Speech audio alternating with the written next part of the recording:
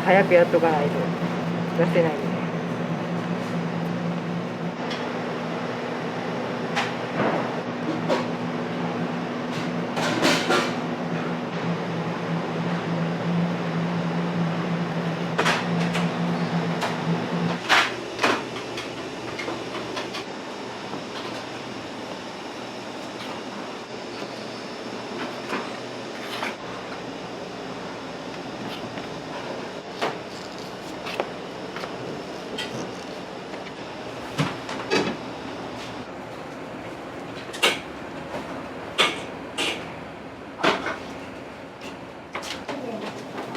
はい、ありがとうございます。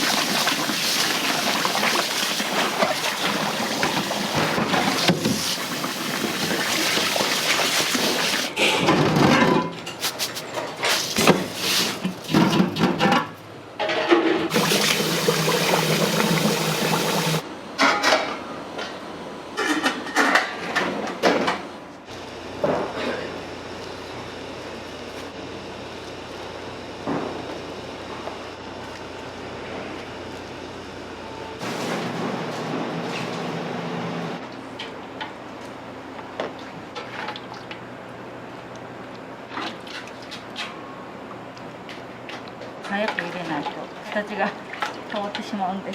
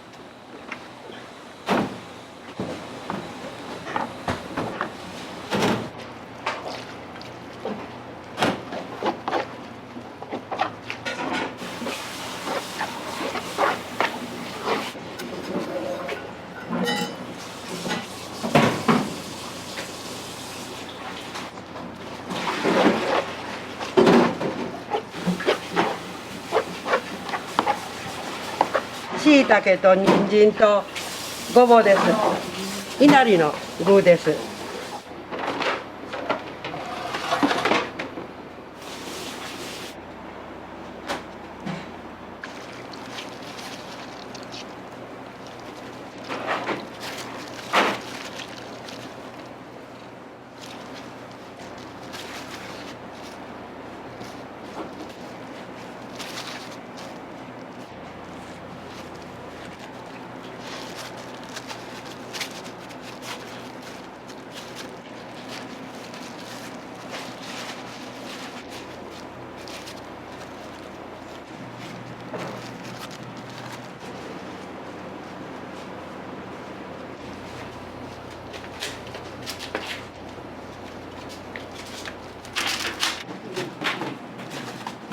すごい出る時はいっぱい出ますね。これも10パックぐらいは。はい、どうぞ。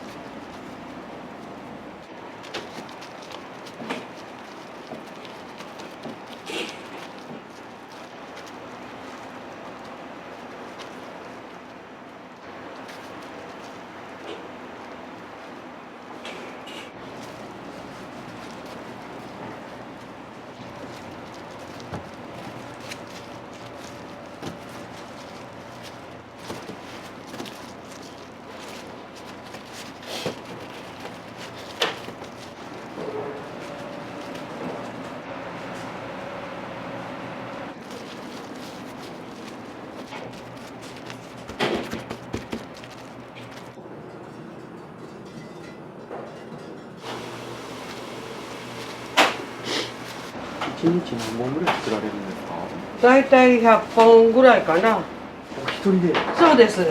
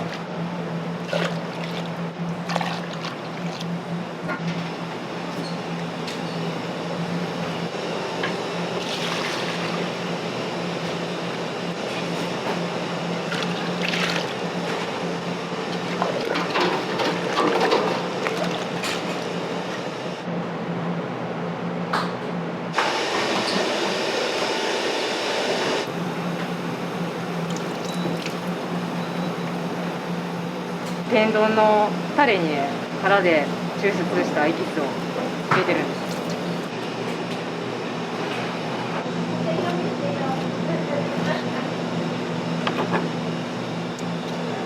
す。エビの心臓を作るやつです。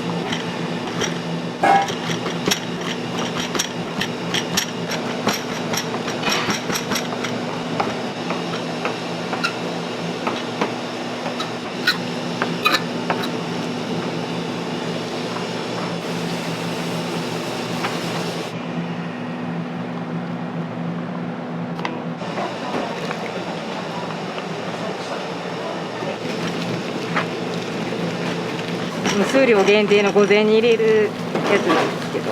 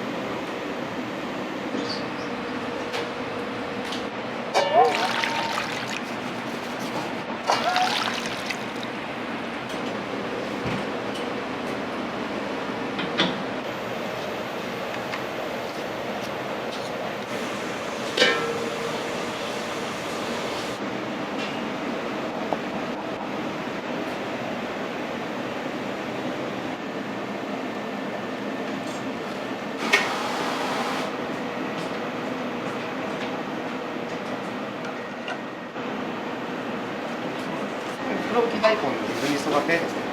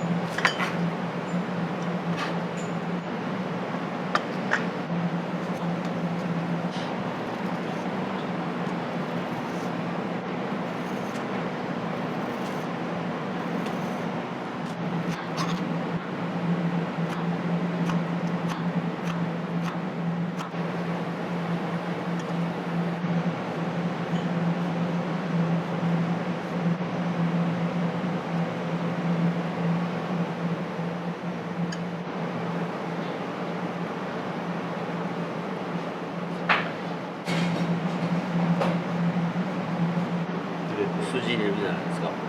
中へこう押し込んでる感じでおっしゃる。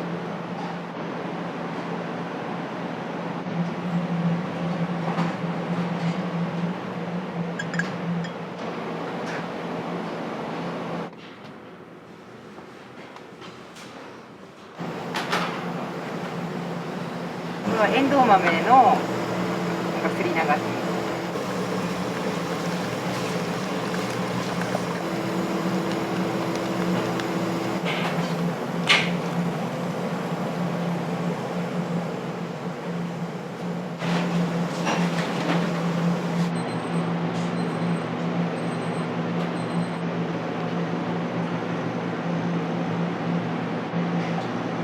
これあれです。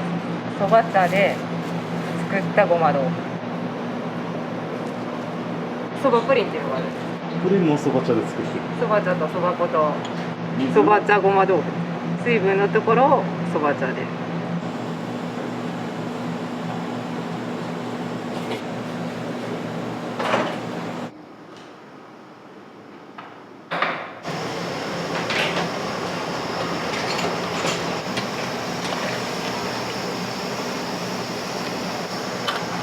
あ、高級。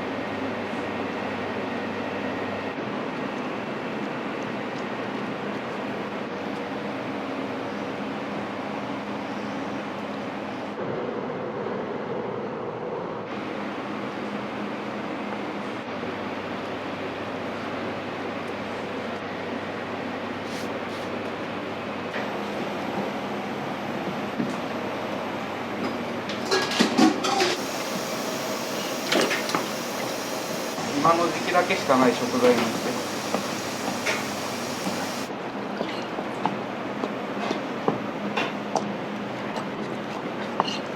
これってわかめなんですか？茎の方の。キラキラしてる。あれ葉っぱなんですよ。あれが葉っぱ。茎の部分。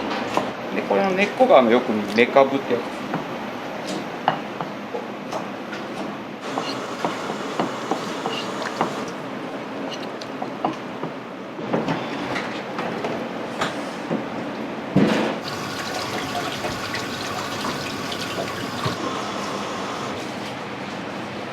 酢で締めるやつはめちゃくちゃ鮮度が良くないと。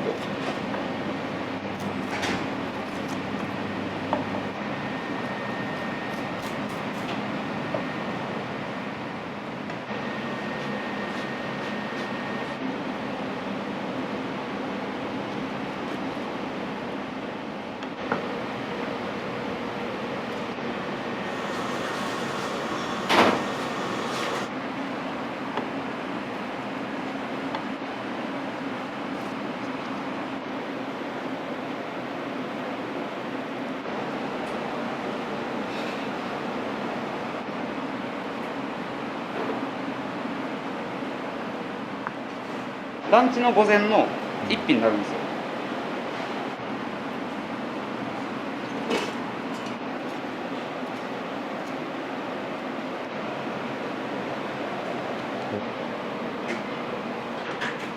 お疲れ様です。ありがとう。お疲れ様です。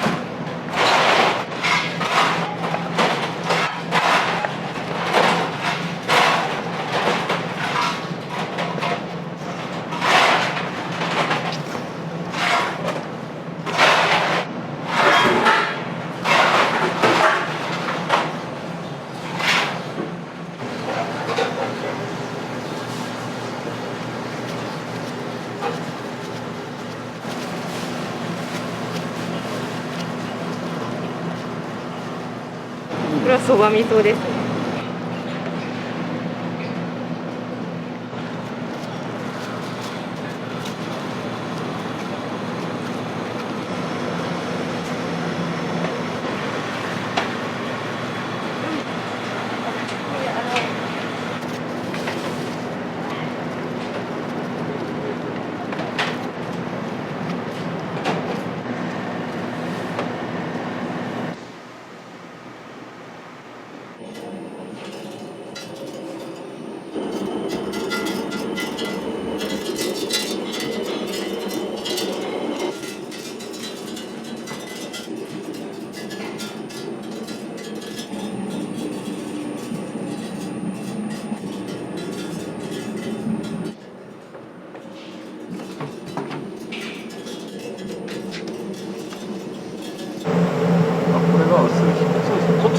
と粘り気がある感じですね。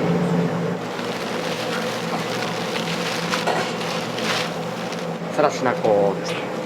ちょっとさらっとした感じの質感ですね。ブレンドしてこいつに頑張ってもらって。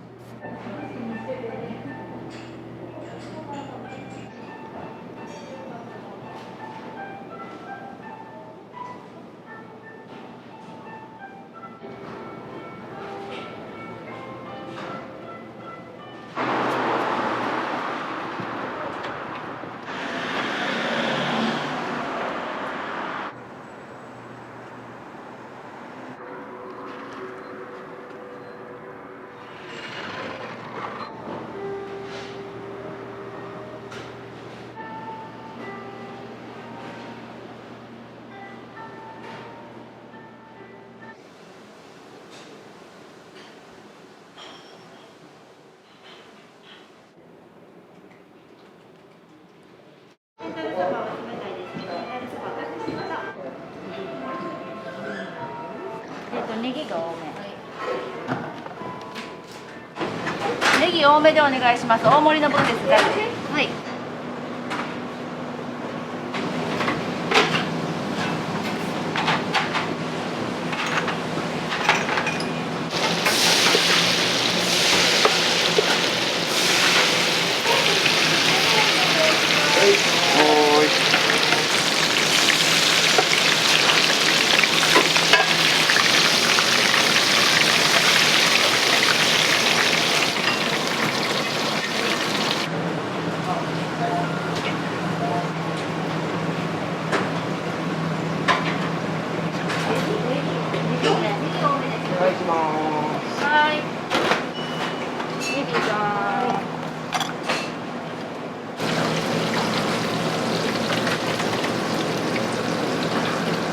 天ざる第一お願いします。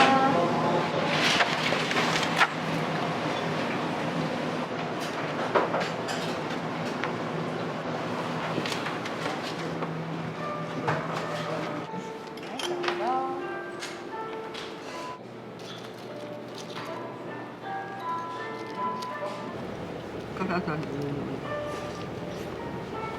よろしく言ってない。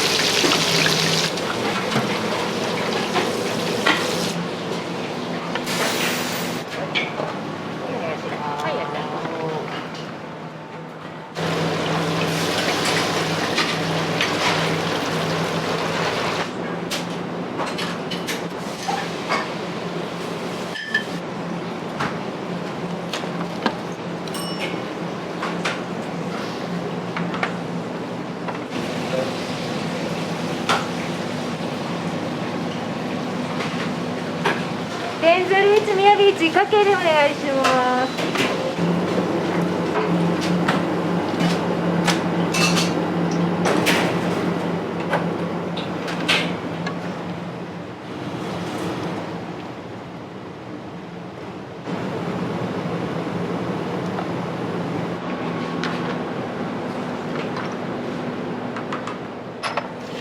お願いします。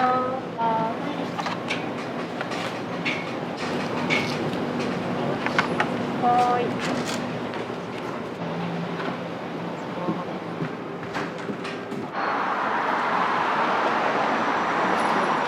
よく頼まれるメニューっていうのは、僕はざるそば、天ぷら天ざるでね、こちら一湾さんの魅力みたいな。いや、三木にここしかないんですよ。他ないんですの。ここは美味しいから。厳しいね、ここの会社もなくなったけどね。もうあっちこっちの建物いっぱいも通るけど、ここの会長しかもうすぐ分かるんで、白い建物やったらここのもんですわ。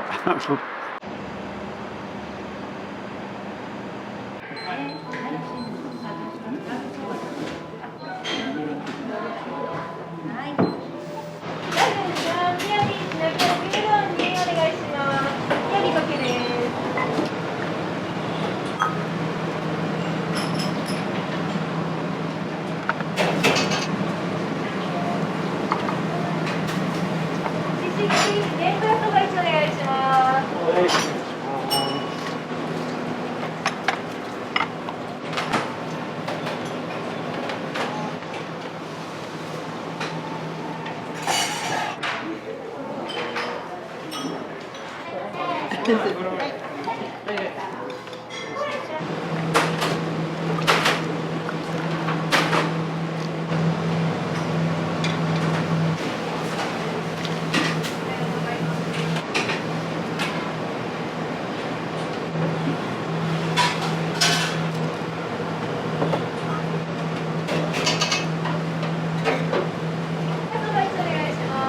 はい。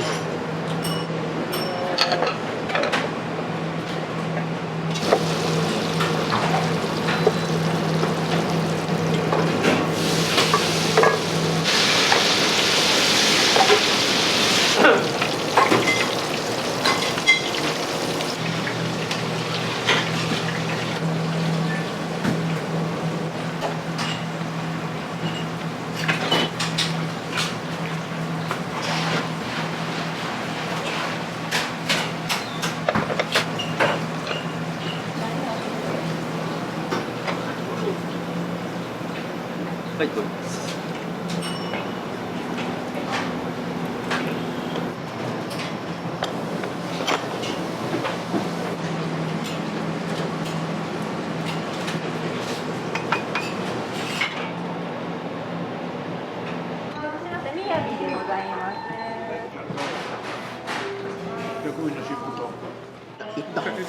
いや、マスターは行ったことあるから。彼行った。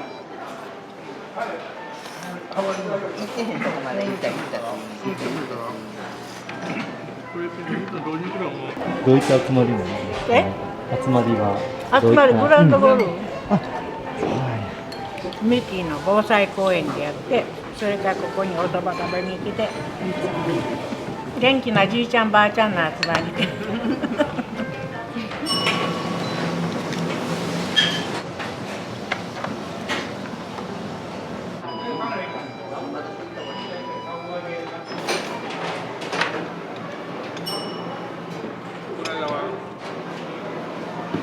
すいません。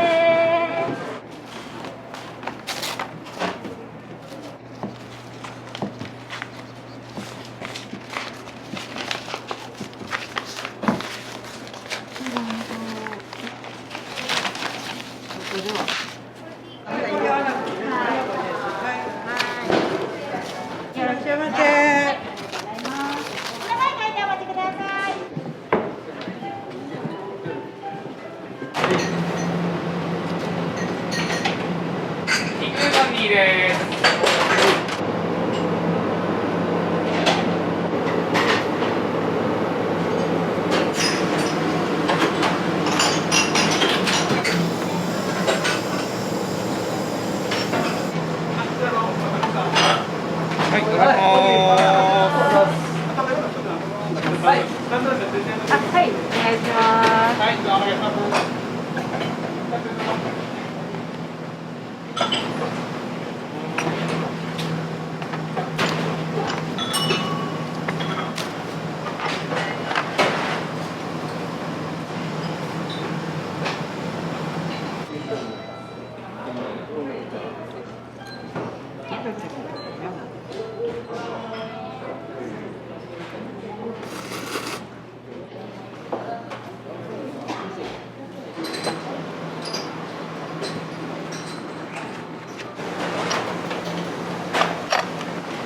失礼です。はい。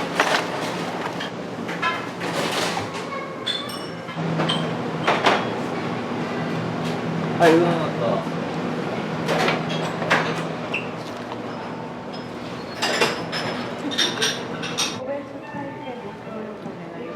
かけうどんにエビ天2つ入れとってください。はい。ざるうどんの天うどんセット。おうどんの方ですね。はい。かけうどん、ざるうどん、一日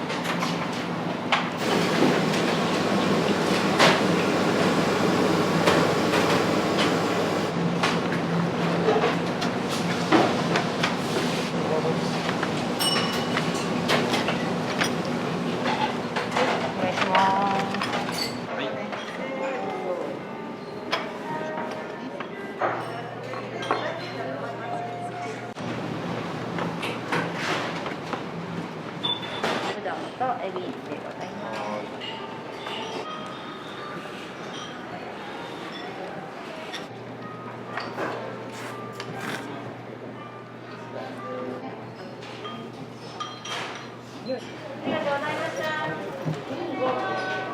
どうでした？美味しかったですよ。美味しかったです。お腹いっぱいになりました。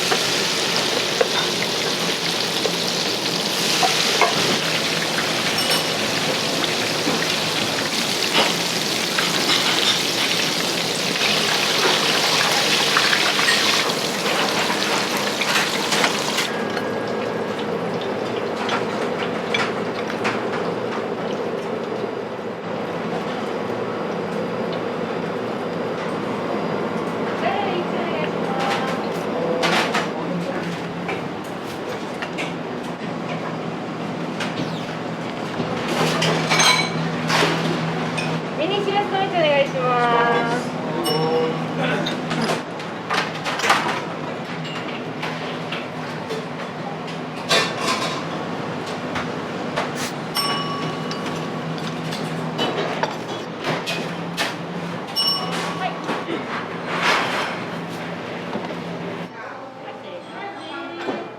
美味しいですよ。美味しいです。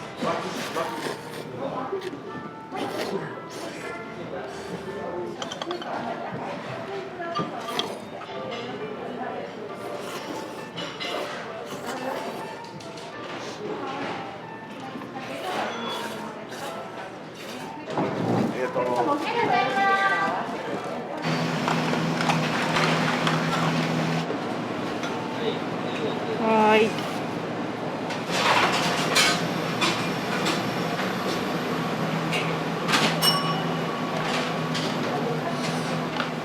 宮瓶に2つとも温そばです。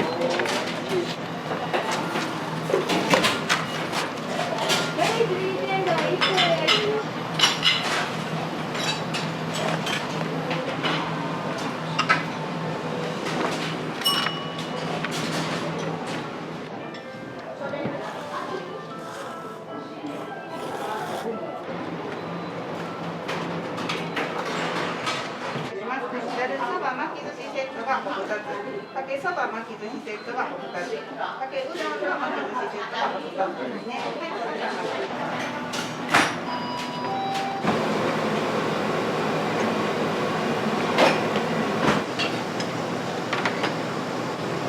いします。はい。はい。お願いします。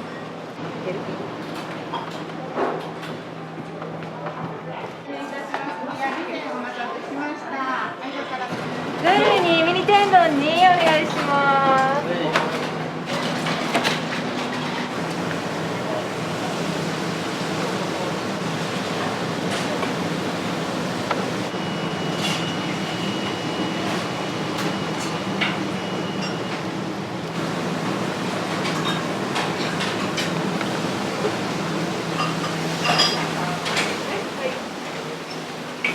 はい、お願いします。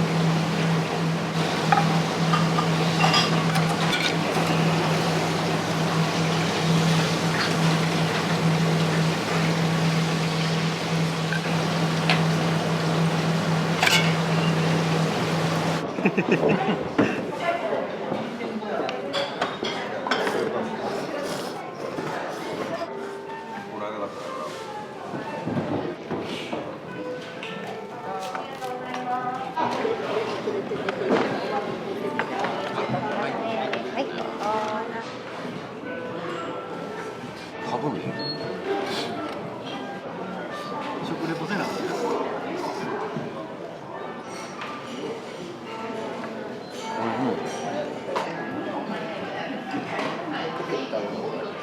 5人組ですよ。こ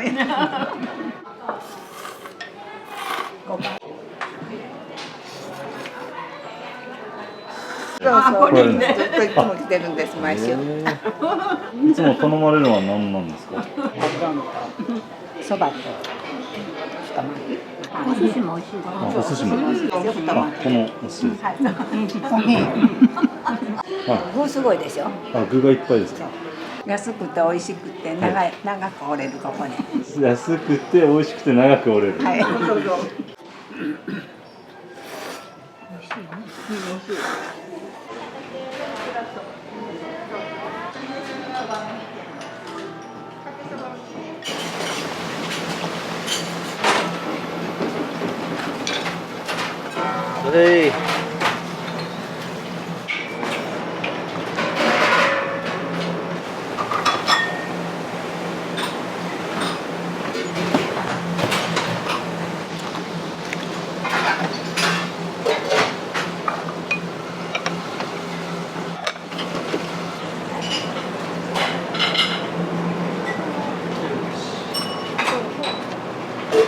かけ1、脂質系1、ミニ天丼にお願いします。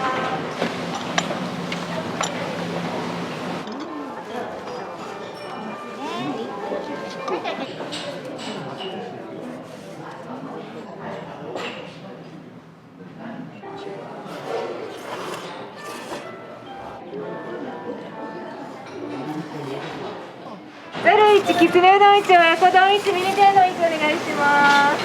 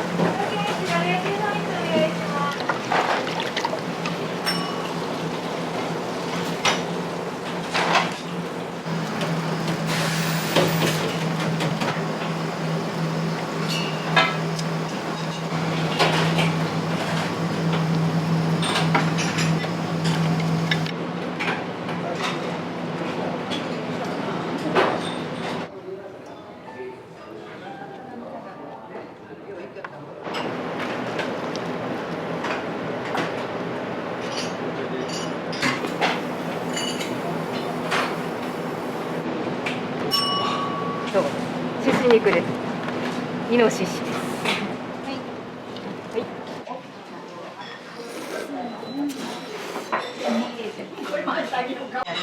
しますよ。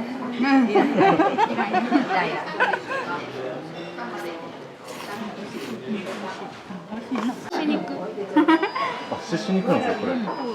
あもや思ったら獅子やって。あ、これ獅子ですか。獅子。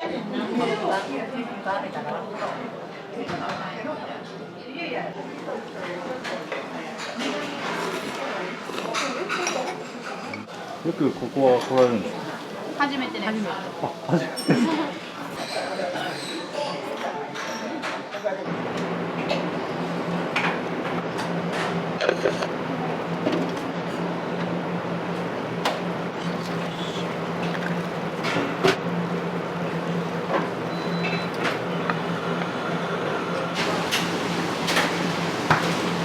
ごちそうさまでした。このお店はもう毎日来てるんですか。ほぼ昼間は来てますね。ここやったらもういつもせいろとなんかあったかいもん。今日はざるそばとかき揚げそばを。一番好きなのがそのざるそばの出汁が好きで、関東系の醤油出汁じゃなくてちゃんと出汁の効いたそばつゆなんで結構美味しいんですよ。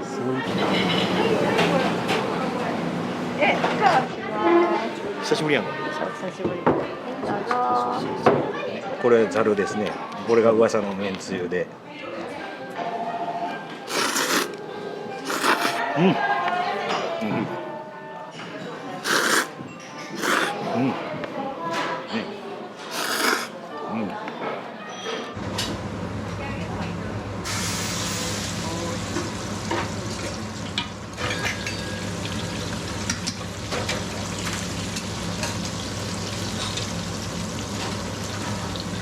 今季節はエビですね。肉そば。うまいですよ。うん。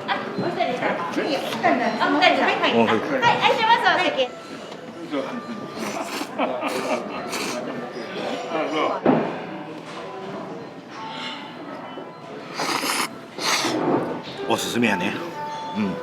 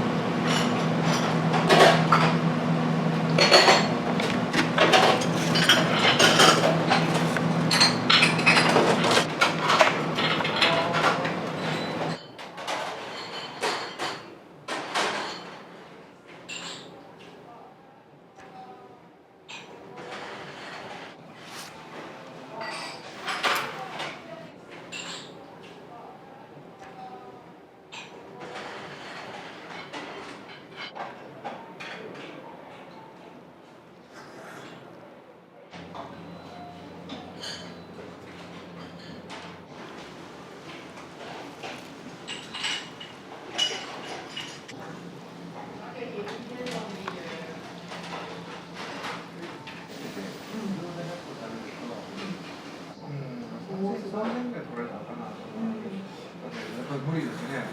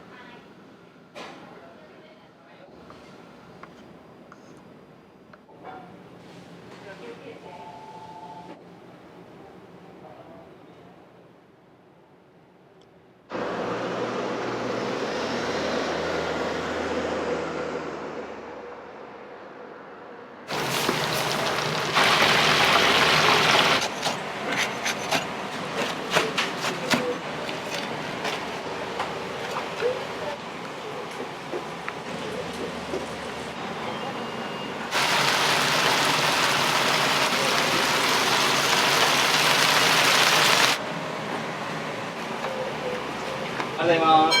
気をつけて。ありがとうございます。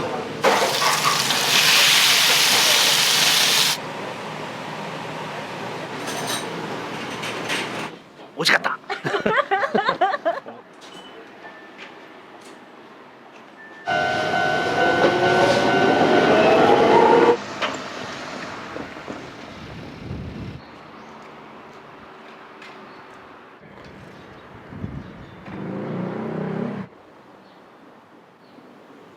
めっちゃ速い。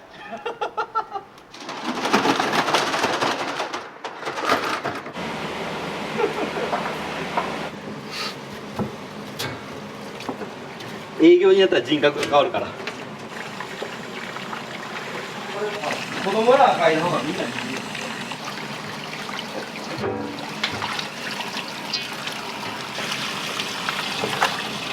四川が一番長かったですかね。7年ぐらいやってます。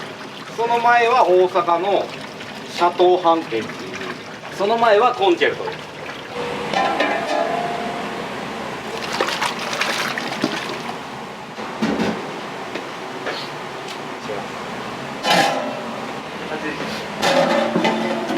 僕僕の妻が80年。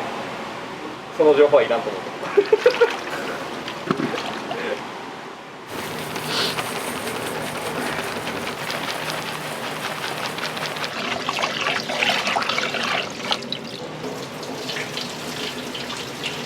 メニューによって全然違うんですよ、お客さんの来方が。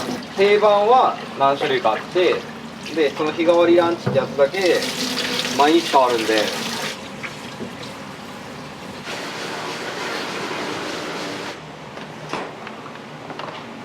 でバラバラに炊けば炊きたてが食べれるんですよ。これ今日だけ。レディー。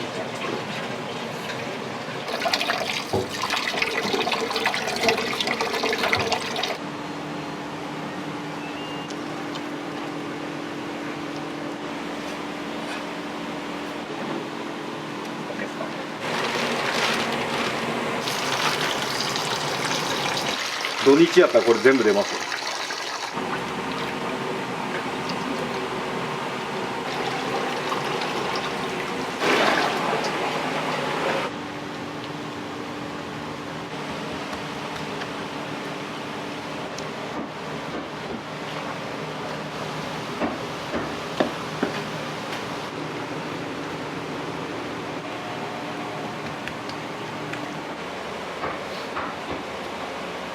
もともとは持ち帰りも受けてなくて、コロナになってもう完全に持ち帰りに切り替えて、それを1年半ぐらいしてて、人件費がかさんでくるときついんで、人を減らしてやるためにはどうしたらええかみたいな。夜もお客さんにオーダー書いてもらってるんですよ。それだけでも仕事が減るし、従業員の負担が減るからもうそれがもう当たり前になってるっていうお客さんも書いてくれるし。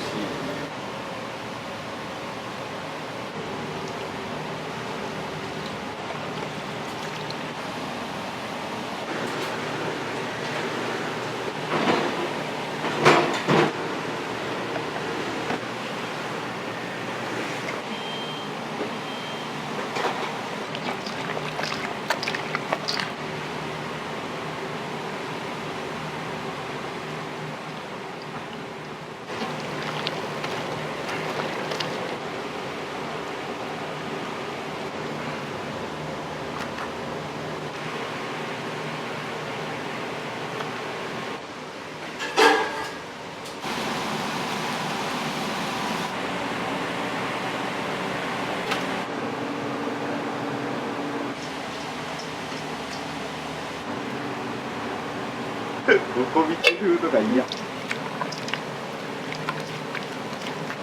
でも先週の土曜日がちょうどいいぐらいやった。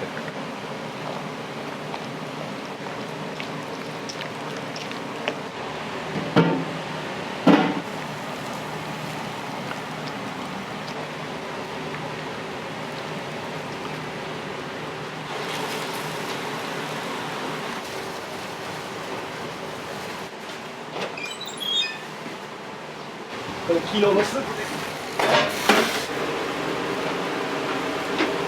スープが濃いと味が入れやすいんですよ。でちょっとの調味料で味が入るんで、食べた後なんかムカッとする感じは多分少ない。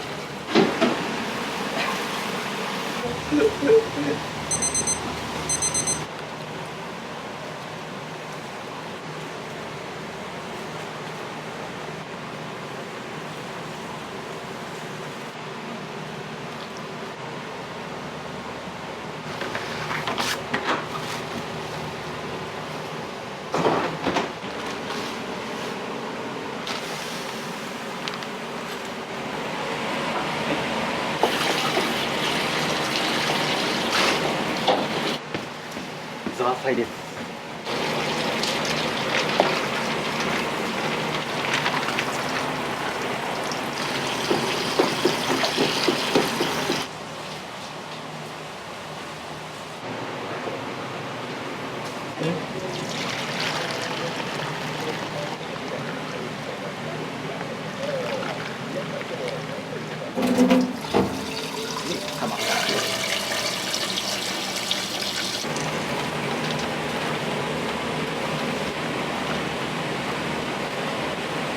このままやったらめっちゃ塩辛いんで、水に流して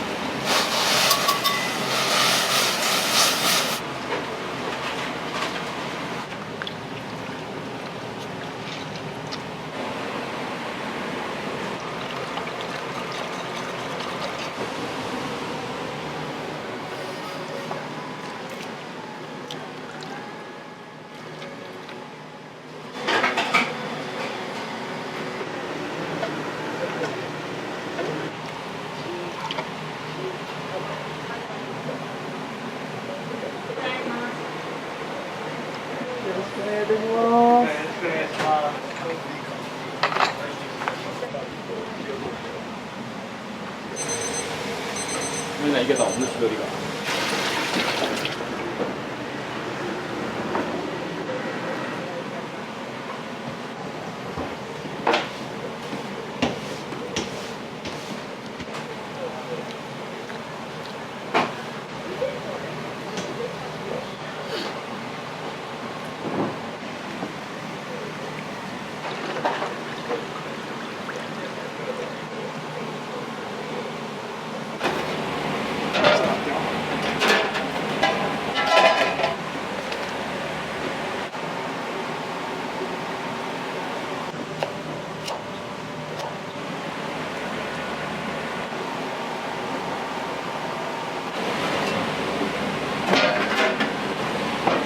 でこれも置いとったら溶けるんで。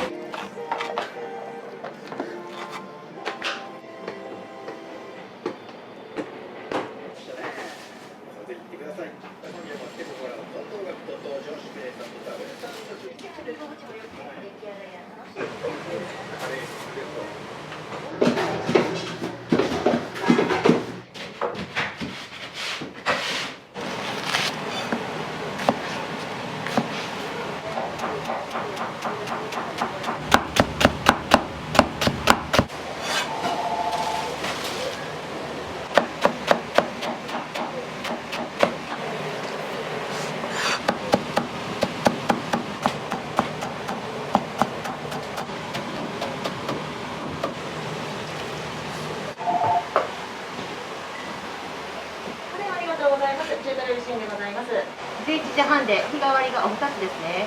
日替わり2つです。今日は油淋鶏なんですけれども、店長の気分次第で変わるんで。毎日持ち帰りする人もいるの。ありがとうございます。お時間あります。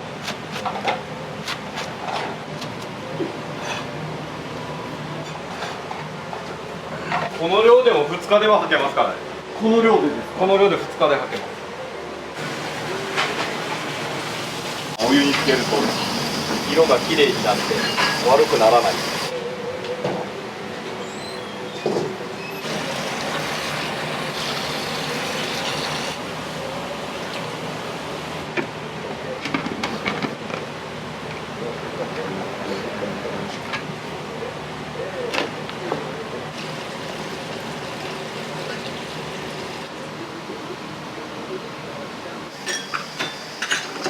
では持ち帰りの日替わりと麻婆豆腐のサラダとザーサイの準備です。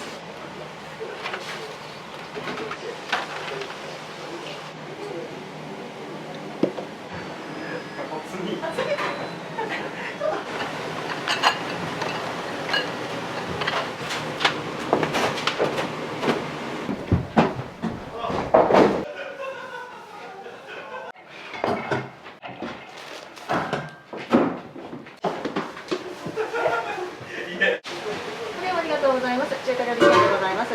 変えようかな麻婆豆腐3つ。在庫がなくて麻婆豆腐が2つですね。11時半、西田さん、日替わり麻婆です。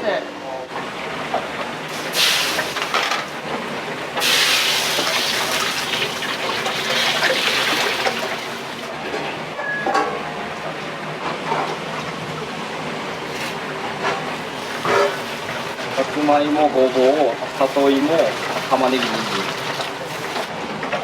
これがラーメン用の別で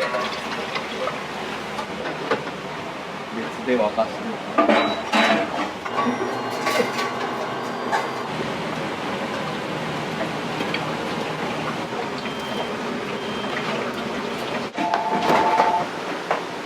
やばいな。お電話ありがとうございます。ありがとうございます。中華料理シーンでございます。話の予感です。話の予感です。ちょっとハラハラします。いや、ワクワク。大地さん、日替わり。忙しい方が好きなんですよ。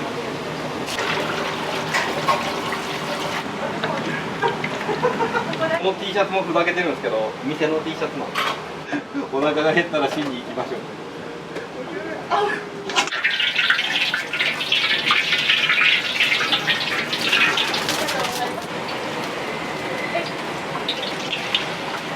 油も米油なんです。やばい。増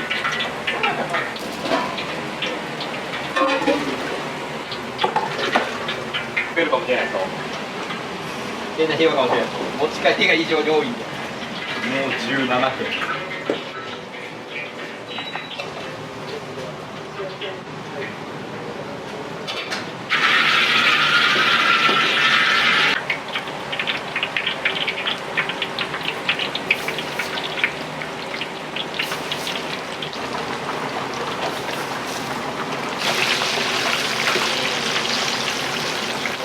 一回こっちで上げてこっちに入れる。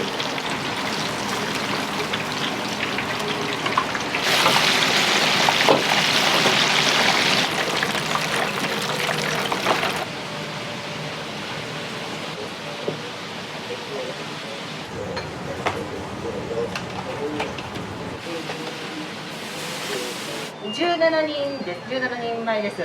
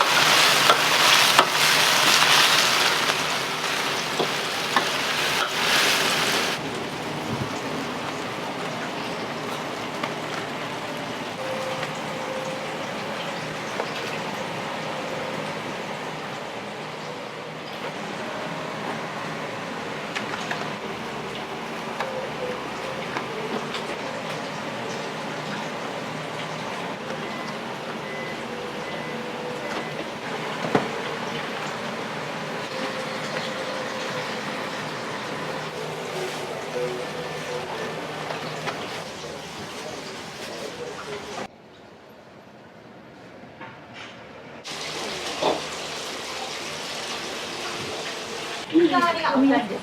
はい、すみません。ありがとう。ありがとうございます。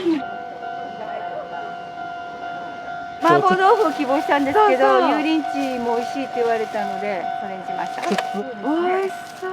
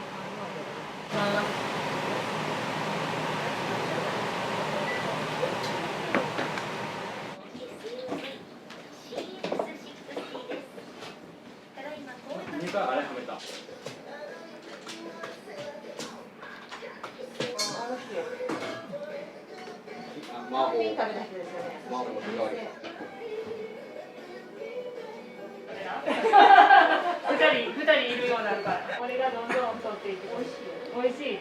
これほんま美味しい。まだや。まだや。あと1時間。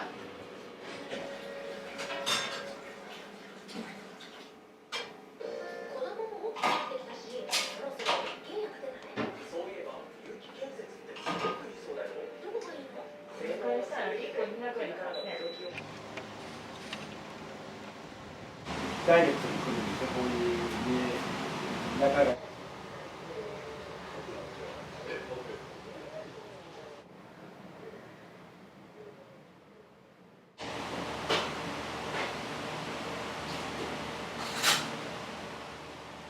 日替わりで。はい。ごま麻婆豆腐ランチで。はい、わかりました。はい、よろしいです。これが汁なしタンカラ。7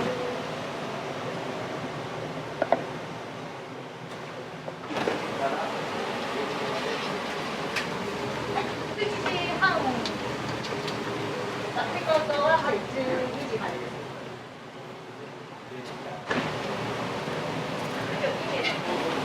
はい、わかりました。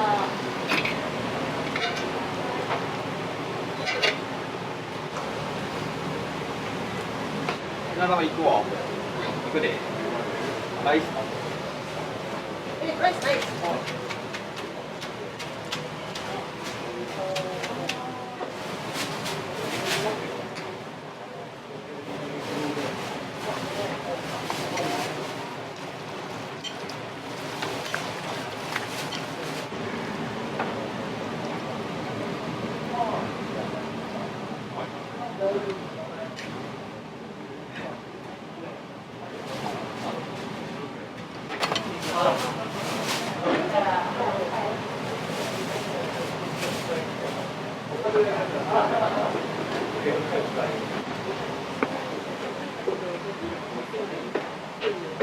一番多いのは麻婆豆腐ですね。さっぱりしてて辛くて接しやすいですね。めっちゃ気さくですね。そうです。こんにちは。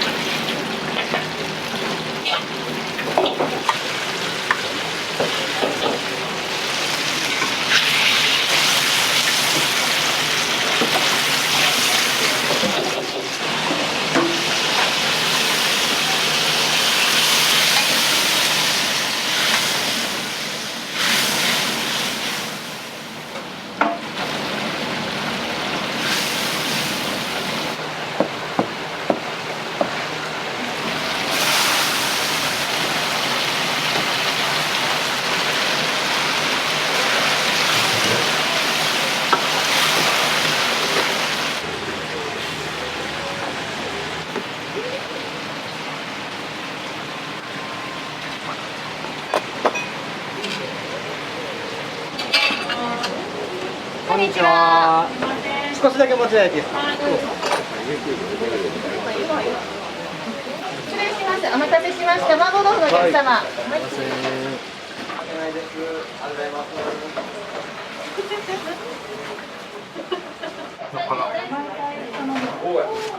美味しい。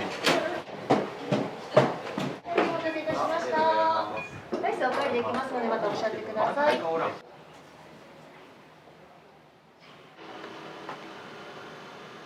うちの姉が来たことがあってで美味しいよって言ってたんで楽しみです。次回の2名でご覧いただきます。すいません、6個ですね。はい、ごめんなさい。お待たせしました。ありがとうございます。これ6つとも何ですか？油淋鶏日替わりでお願いしました。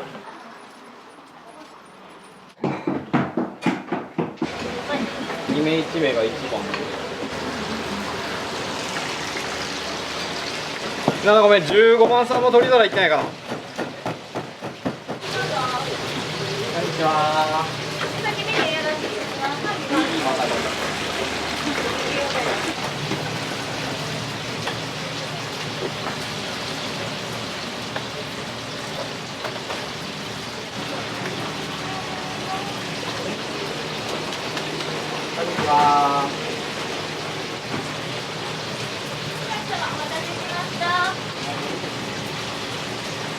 こんにちは。よくまで。はい。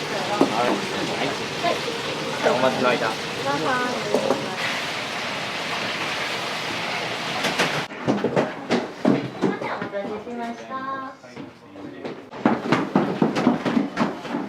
右側味噌汁なし温玉です。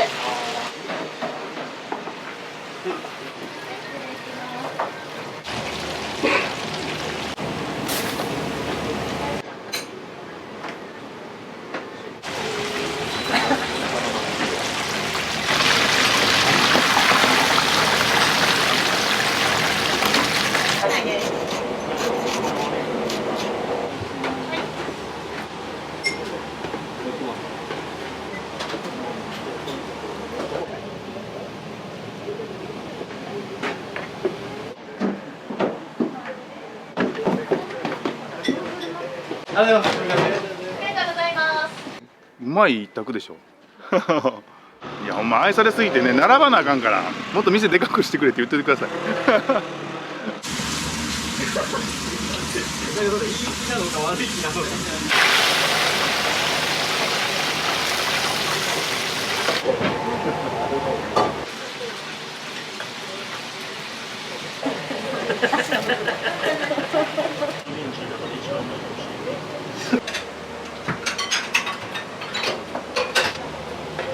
見上がられました。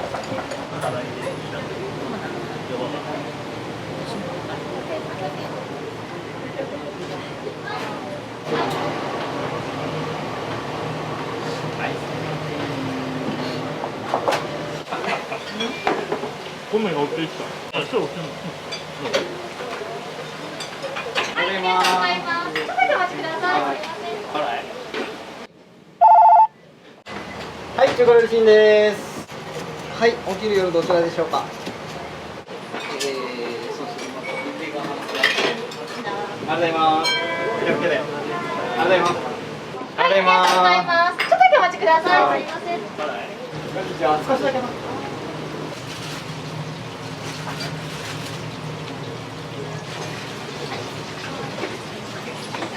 ありがとうございます。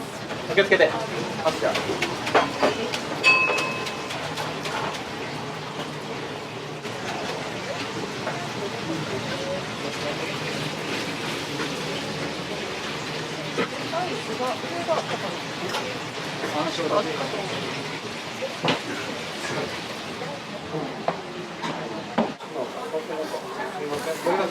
すみません。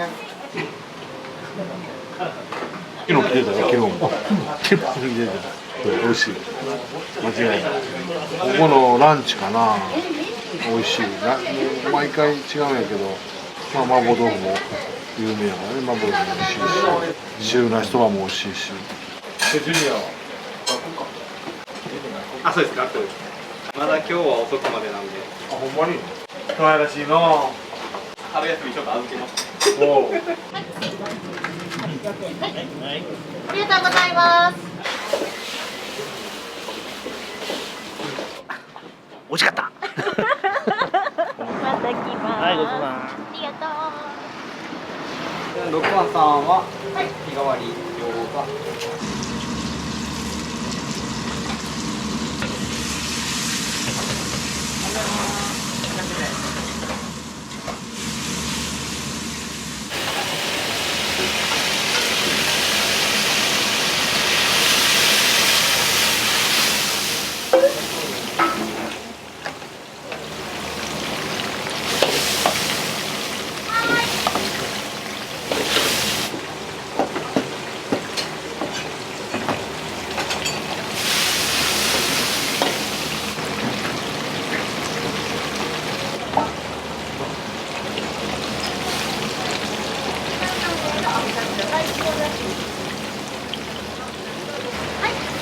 担々麺に無料です。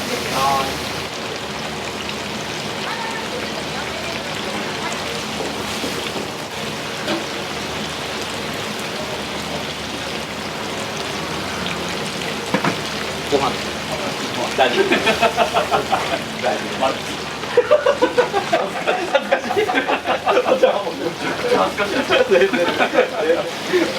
お茶を持ちながらって。こ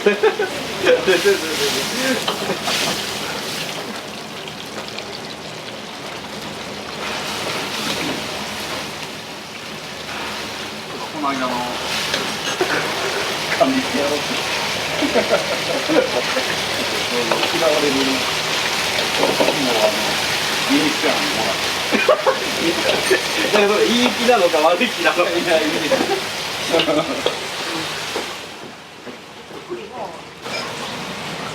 マイクかけとってよ。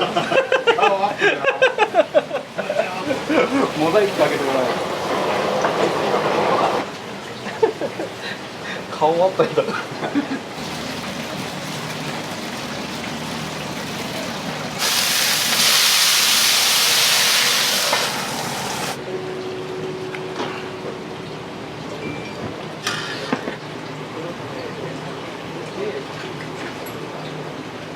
すみません、お待たせしました。あ、俺か。サンキュー。はい。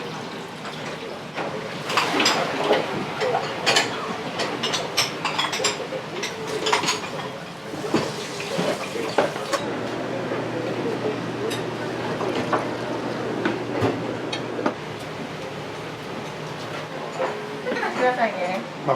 ごめんな。忙しいね。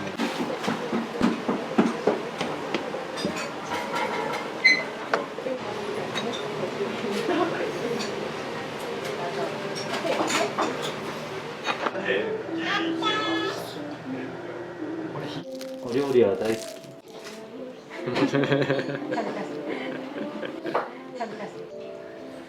今度。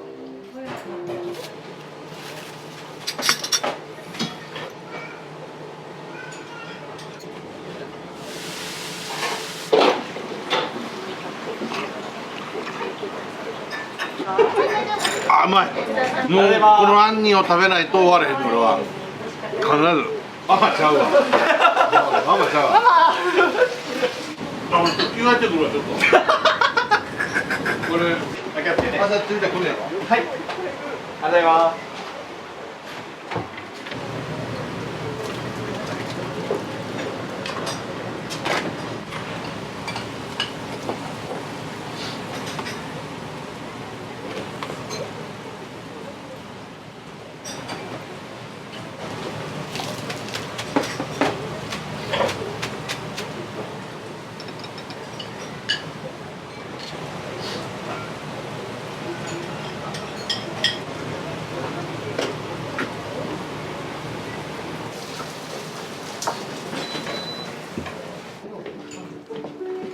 失礼します。お待たせいたしました。混ぜてお召し上がりください。手で拭き。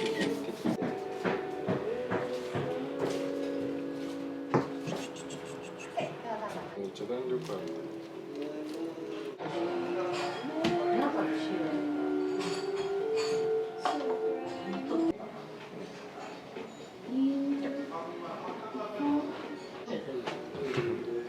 なんか仕草はあれや。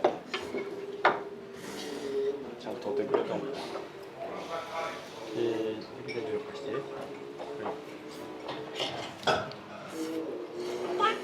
担々麺食べちゃうよな。なんやかんやで担々麺だみたいな。テイクアウトするときは違うやつ食べて、店で食べるときは担々麺が多いです。毎回予約なしで行ったらすごい並んだから、もう予約してから来てます。店員さんでさ、知らないときは知り合いかなと思って知らんわと思って。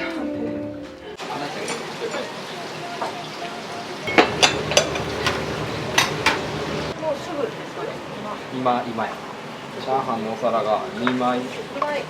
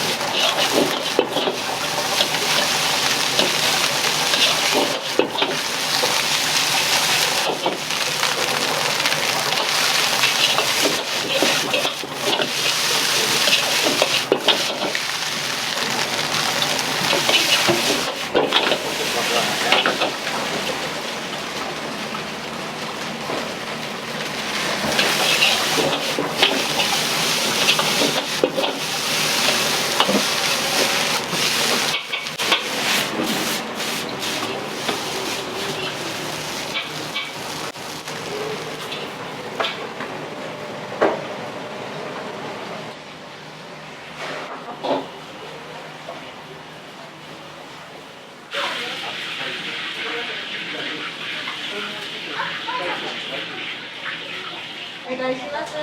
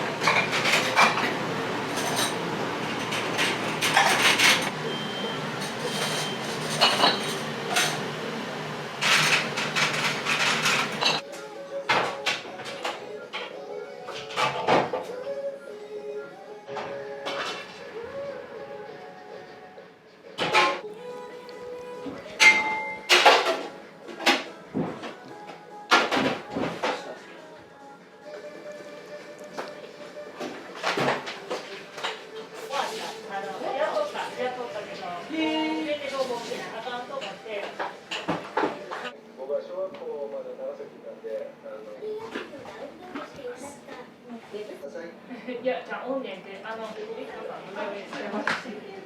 僕がちっちゃい時におじいちゃんがチャーハンを作ってくれてて、それを見よう見まねで作り出したんが最初です。小学校に夢とか書くじゃないですか。そこにラーメンやたこ焼き屋って書いてある。だから半分合ってるんですよ。中華のなんかいいところと魅力とかって中華が一番美味しいですね。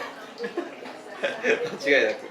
でも結局高いお店とかやっぱ食材が良かったり、お皿が綺麗やったりとか、それやったら安くて美味しい方がいいかなっていう。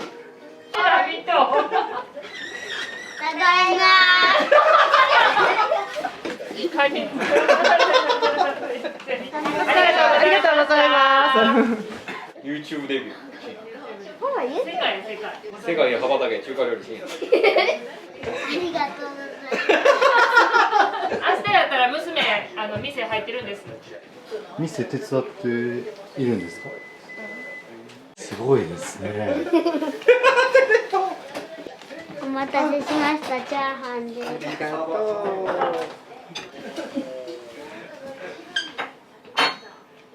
ありがとう。習い事行こうか。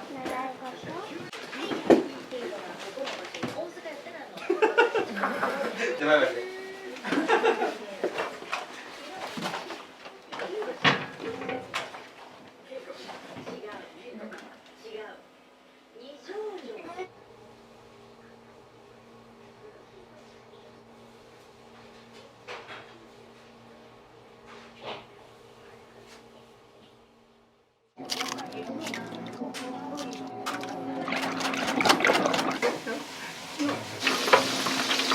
誰かいといて。あ、いい子じゃん。で、1セット3。あ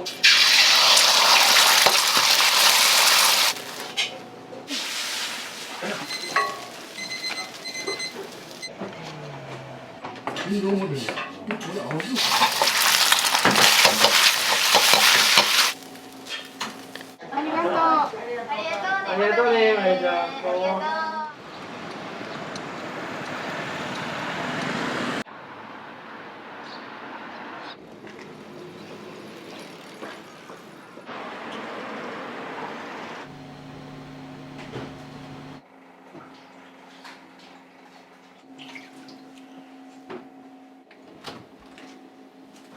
ごめんなさいね、すいません。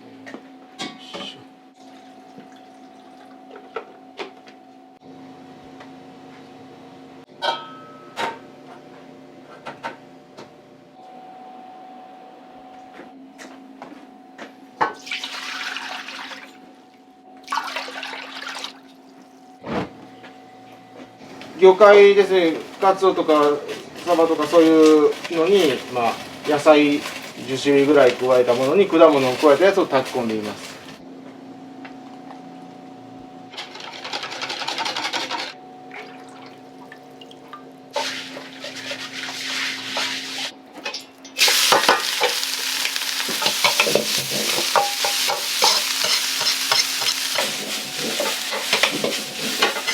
結構天津飯のタレも地域によってねバラバラみたいですけど、この辺りはどっちかでそういうベースなのかなとは思うんですけどね。まあうちはね、うちのちょっとだしを使ってますけど。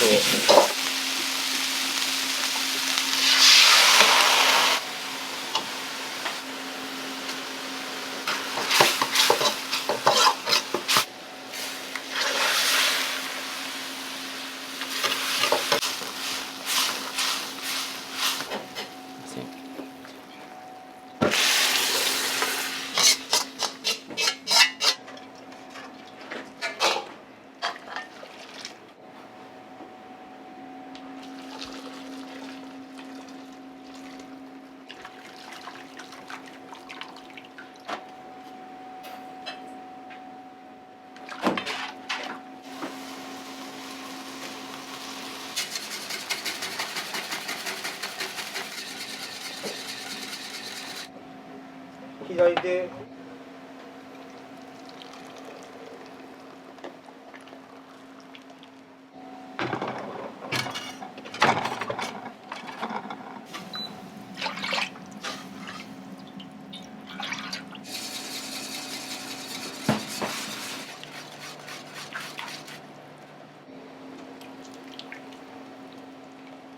本当そう思いますけど、こっちはだから普通のラーメンのスープですよね。入れちゃうんで、ちょっとごめんなさいね。暑くなってきて夏になるとやり方がほんま我流なんですけど、一回沸騰させて冷ましとかないと足が早いんで、このスープだから冷やします。普通のとこやったらずっとラーメン屋さんとか立ちっぱなしなんで、だけどもこう旗から見たら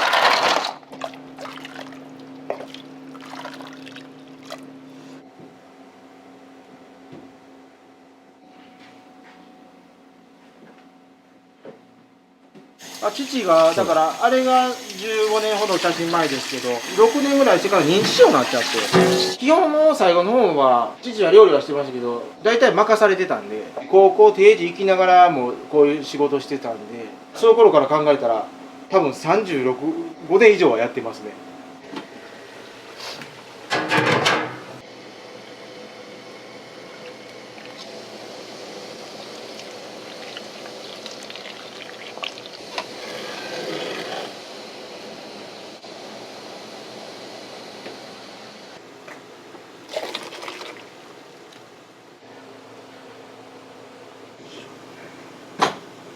生き生きに乗ったのは、はい、いつからなんですか？今から20年前ぐらいですかね。その父が王将を辞めるか辞めないかって時に僕がしたくないって言ったんで。なんで生き生きなんですか？裏話なんです。何にする名前って最初気になりますよね。どんなんがええやろうって言うて話しつつ、父がね結構イラチなんですよ。だからイラチやしてイライラからイライラでええんちゃうけとかいう話になって、それはさすがにやばいやろうって言ってその G バストのままで読めますよね。生き生きって嘘でもええから生き生きしてるから生き生きにしようかって言って、ほんでそうなったんです。ええ加減なもんです。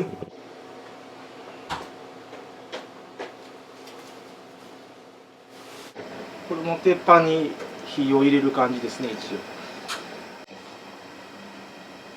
応ホイコーローとか鶏の味噌炒めとかのタレになりますね。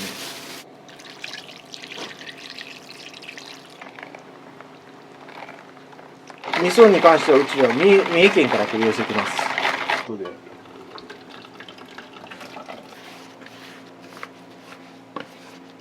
いいとこですよね。でもね、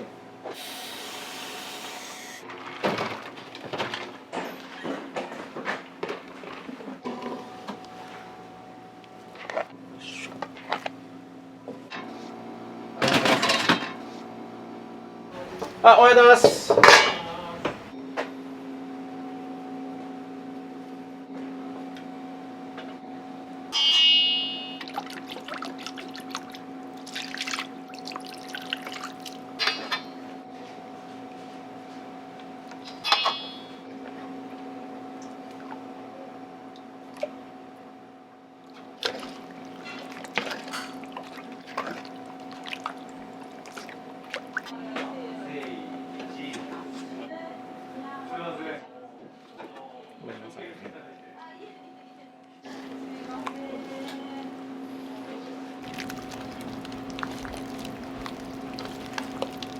ごめんなさい。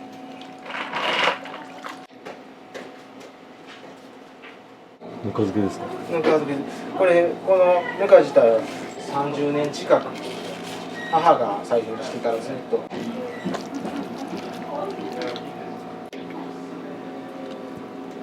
最近ぬか漬けちょこちょこブームというかやら始めますけど、このぬかはほんまに人気あります。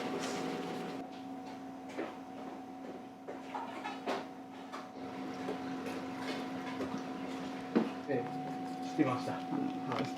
こんな感じで。お母さんがね、朝にお惣菜いろいろ作らはるんです。定食につけたりとかするんですけど、これ定食の小鉢の200円につけたりとか。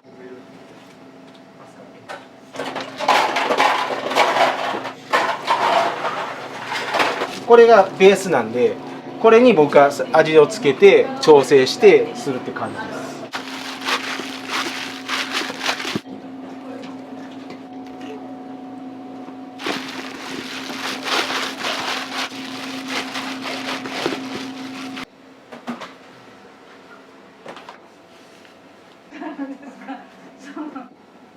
そういう細かいことは気にせず。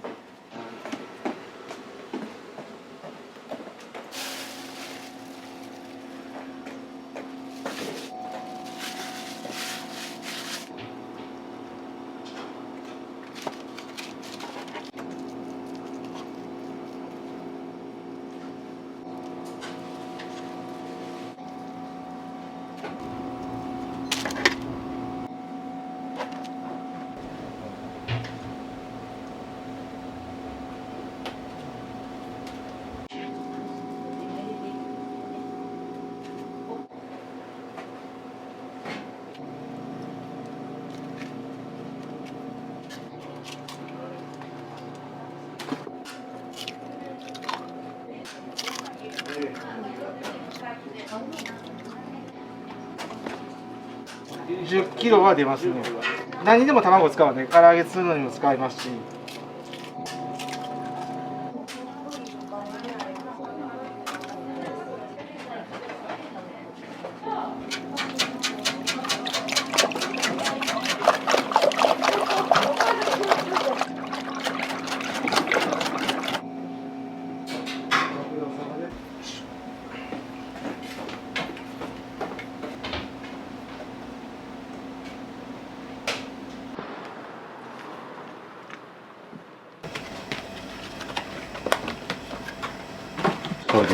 うちね、お持ち帰りすごいんですよ。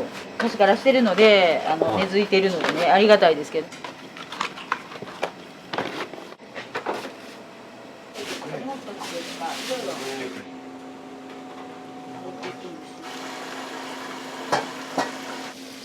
刈り上げをね、しとくんですよ。もう生からやと時間かかるので。水揚げした方が美味しい。カリッと揚がるので。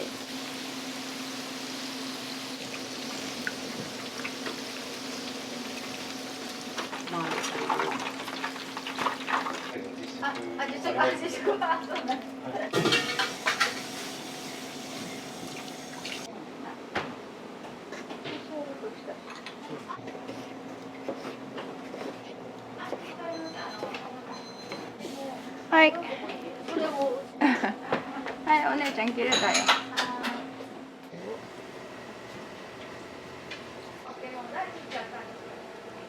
こっち常連さんはもう勝手にこのあっこから小鉢取りに行って食べはります。小鉢もらったよとか言って。じ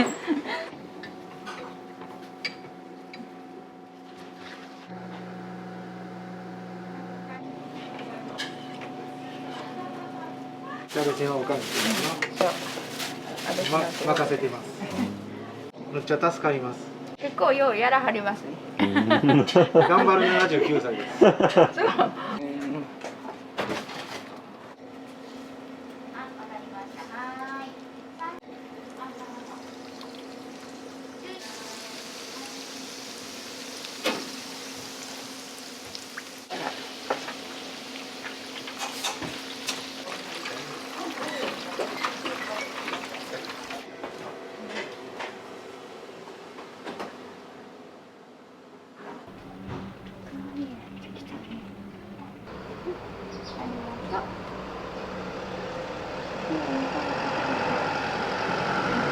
あ、綺麗。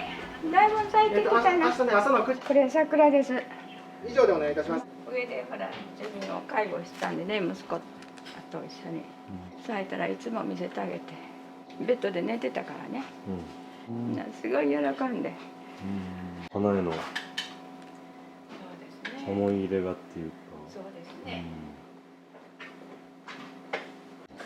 いい顔してるでしょ。してますね、本当に。親子で写したの。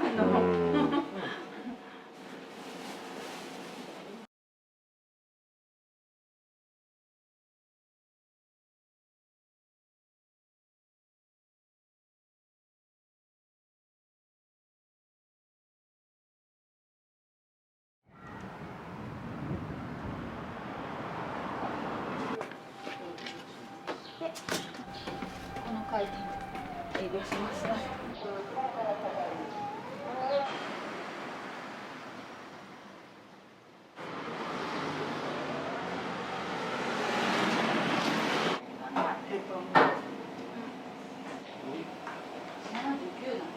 4月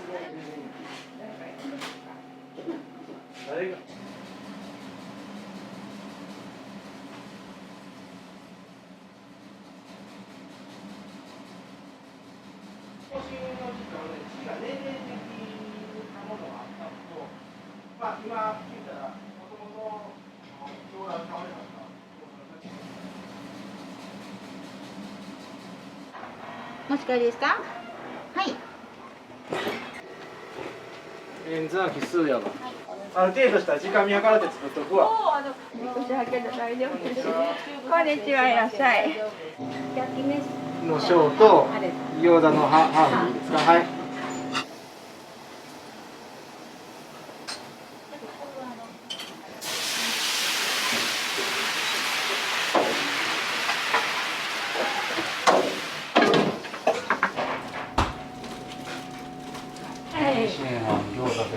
サービスなんです。はい。酢豚セットとサービスと。ちょっと味付け違うんです。唐揚げのように揚げて刻んだのがこれです。先の鶏肉ですか？鶏肉ですこれ。はい。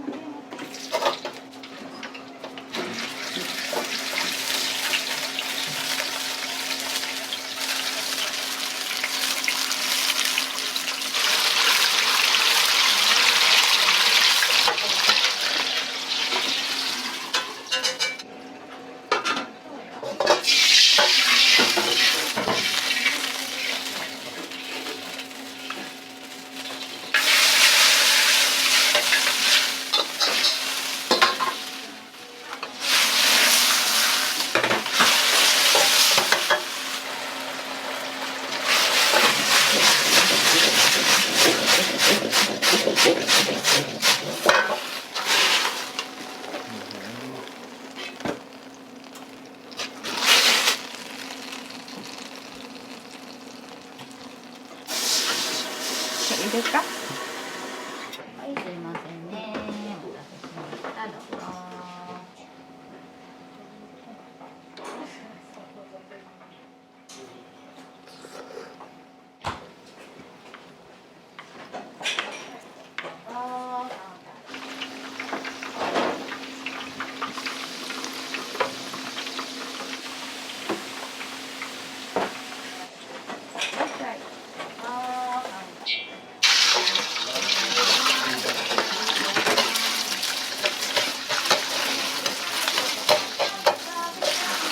はい。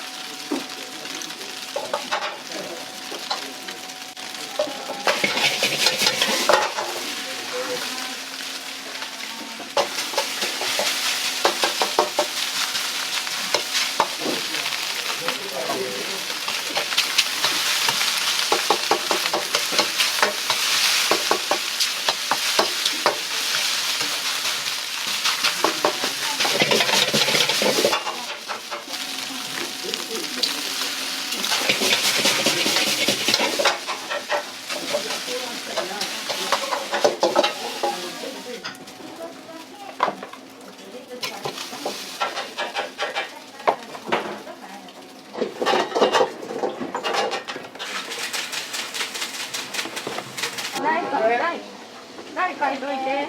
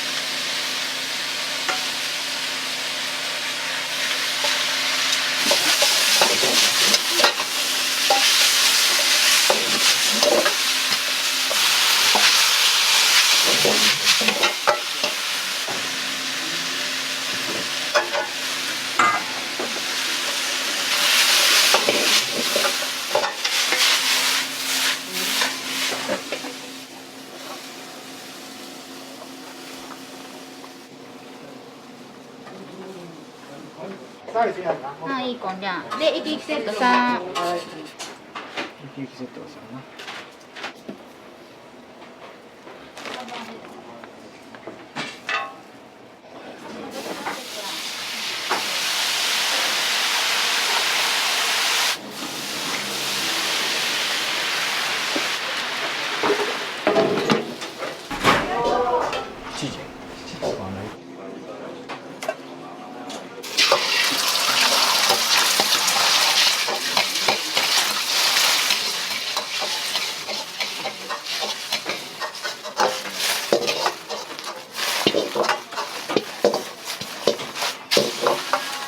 ありがとう。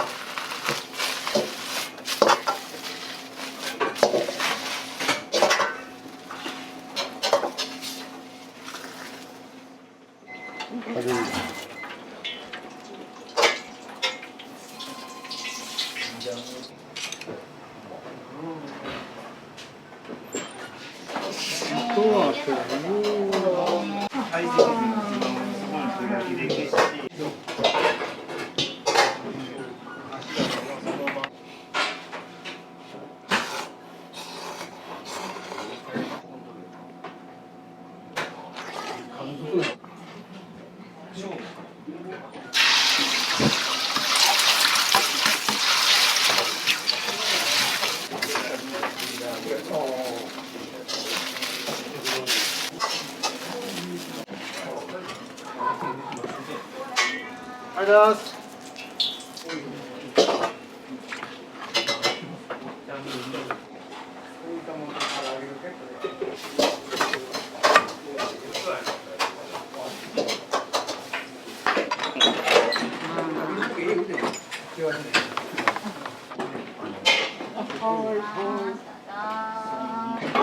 これいらん。はい。カニ玉と唐揚げのセットです。そうですね。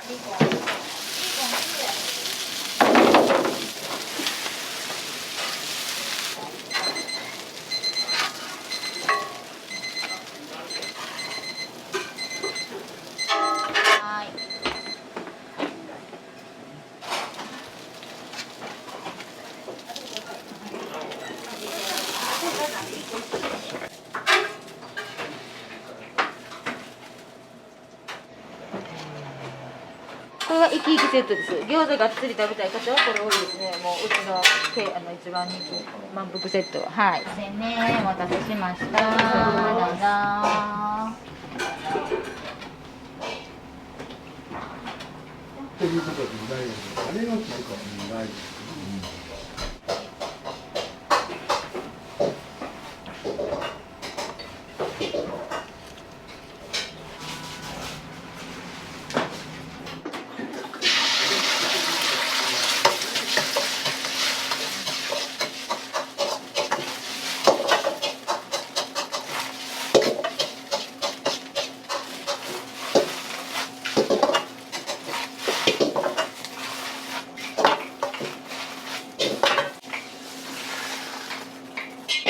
タレ容器あったな。そう多め。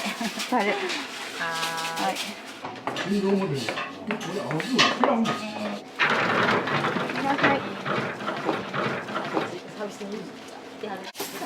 一番で足りるか。あ、こっちか。はい、つけてますし、はい、ここ入れておきましょうか。ありがとうございます。またお願いします。どうも。ありがとう。何を買われたんですか？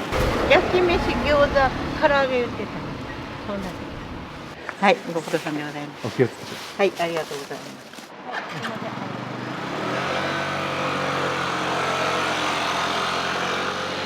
いきます。どうぞ。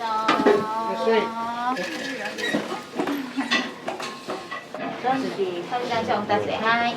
サービスりゃんねー。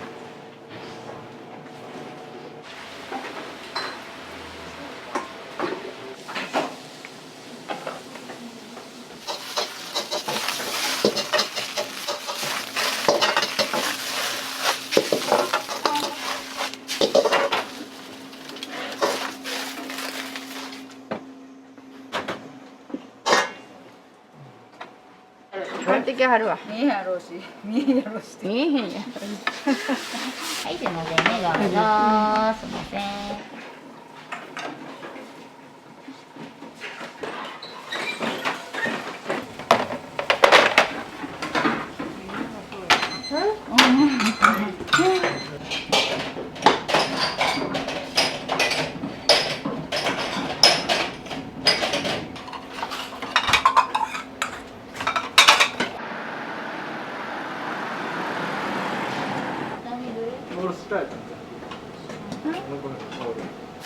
これが焼肉っていうそういうのに使うタレですね。メニュー表にあるスタミナ丼とかもこれです。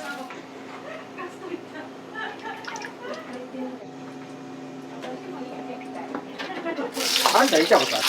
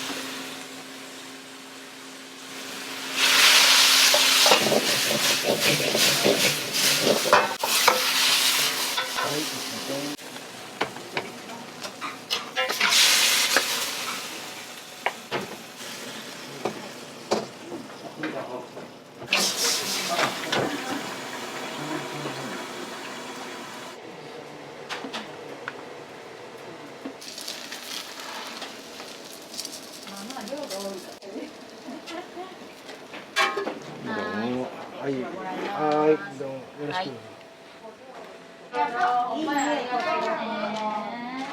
ミニミニラーメン。はい。そう、半ショートセットラーメンね。で焼きそば弁当お持ち帰りで。お持ち帰りで。10年ぐらいですかね。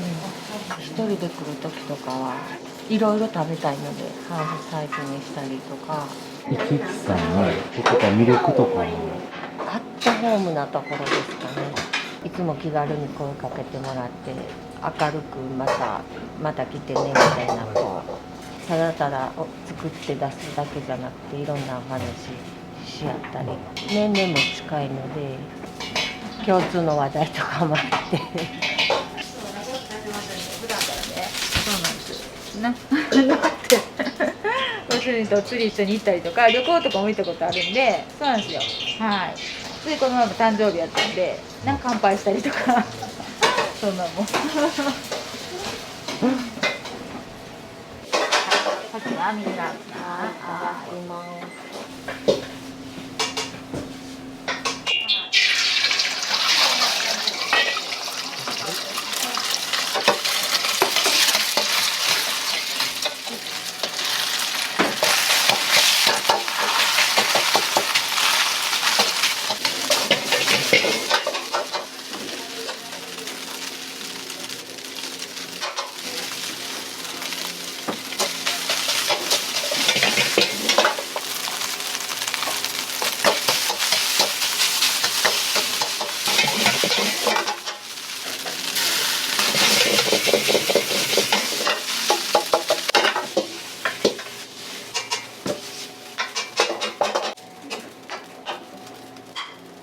前に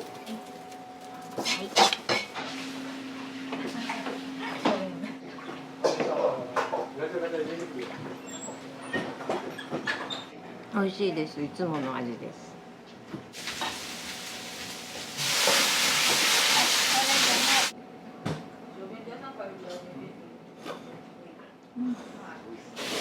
お持ち帰り焼きそば弁当を持って帰ってもらう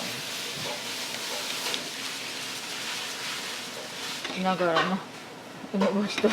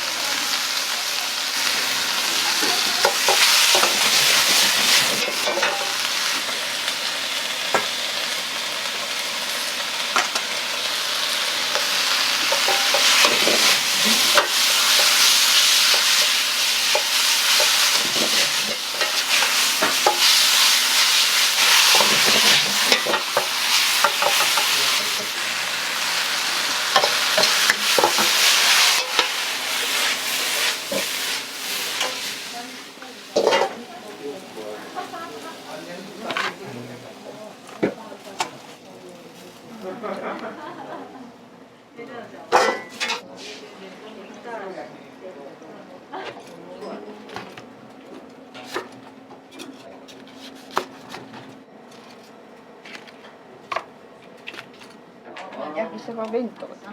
これにね、ライス別につくんです。そうです。でこれが言ってた普通醤油ですけどソースのやつもある裏バージョンがあるみたいな。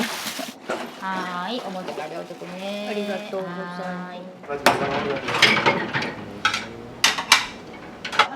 ありがとう。ありがとうね、まゆちゃん。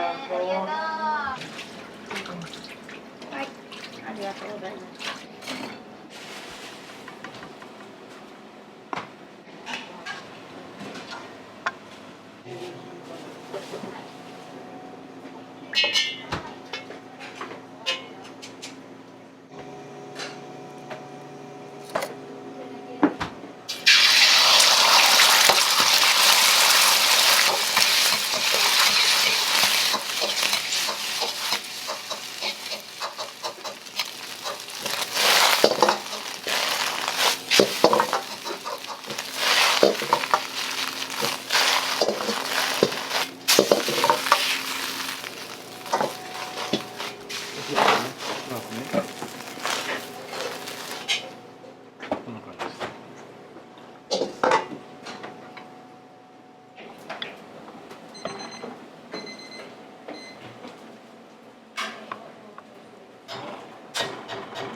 美味しそうやね。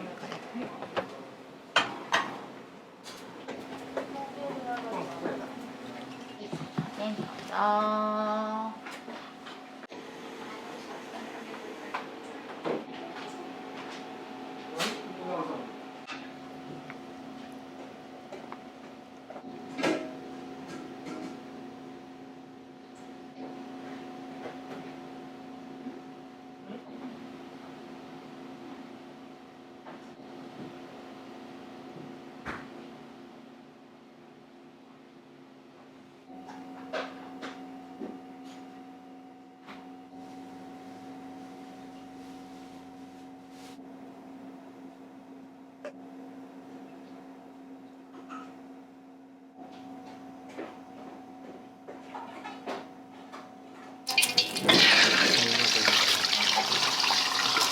おかん焼き飯の取ってそれで。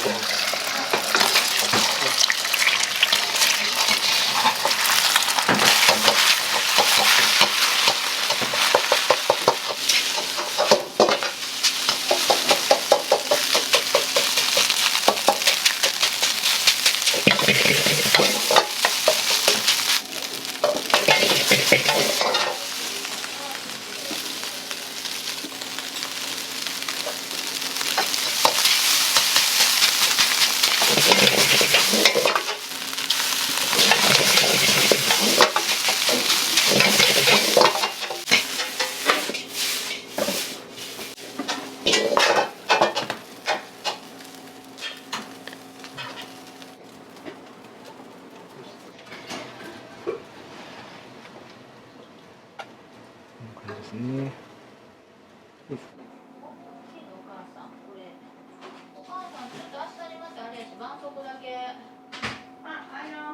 じじくさいやろ。ほんでまた夕方。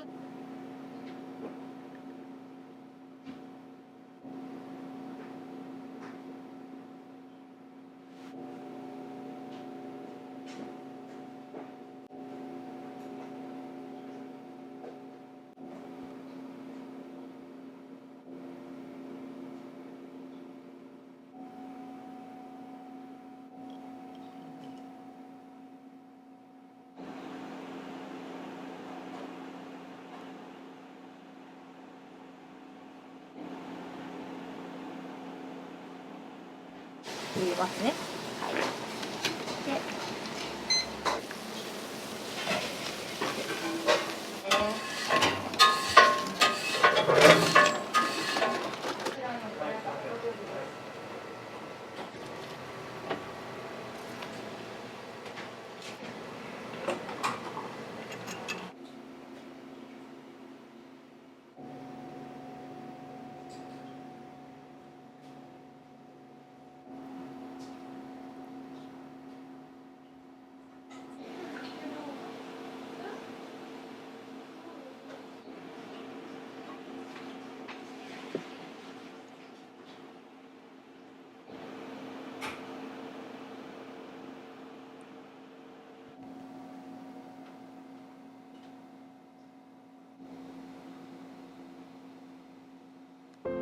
もうだから今年で39丸々で40年目に入るんや。どんなお父様でした？もう我が道を行くですよ。みんなには好かれてはりますけどね、もうお父さん元気さるとか、ものすごい愛想がよくってね、わーってノリがよくって、そうです。はい、あの感じですわ、写真。みんな親しまれてましたけどね。今時の感じだ、昔のね、言うたら商売やってはる人、最初家を買いに行ったのに店になって帰ってきた。そうです。家買おうって。そう、家を買いに行かはってね、探しに行かはって。お店買ってきたぞ。あ、そうです。店にしてきた。ほんまに我が道やな。店にしてきたい。へえ。そっから始まったんです。そっから始まった。俺なんか巻き込まれたんです。勉強なんかできひんねんからせんでとか。ほんでそれでも担任が気遣ってくれて、お前でも行ける学校が見つかったぞ。でも絶対すぐ辞めるやろとか言うように言うたけど。わしは金を出したらへんぞ。だから僕が出しました。お前勝手に行け。めっちゃいい加減で。姉が高校とか受かった時大喜びでもうすごいはしゃいでたの。えらい違いよ1年で。まあでも身内でねやってるからこそ最後父も見てあげられましたし、それはそれで良かったと思うんです。職人としては父一流やったんで本当にお父ちゃんの味に近づいてきたなとか、これお父ちゃん似てるなとか言われるとやっぱ嬉しいですね。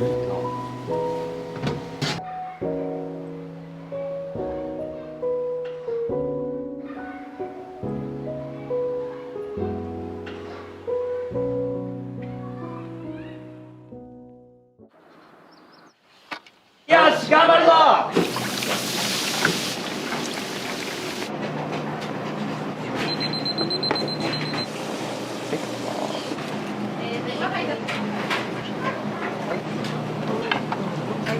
山口さん、卵かけをお願いします。2つお願いしますね。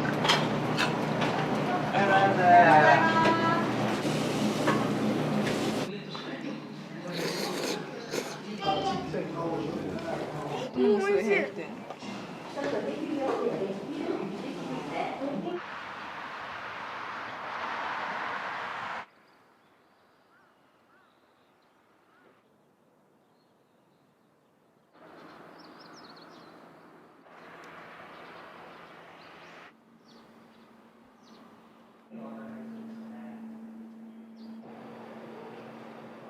がその場所に行かせてもらって最後のお別れしようって、そこでもおばあちゃんの昔話がおばあちゃんのことについてこんなことあったよねとか楽しい会話になってるんですね。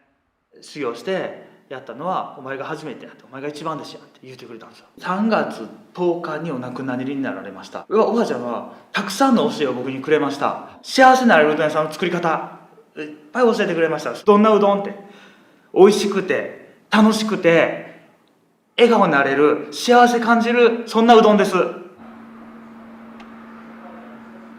りがとうございます。今日も忙しそうです。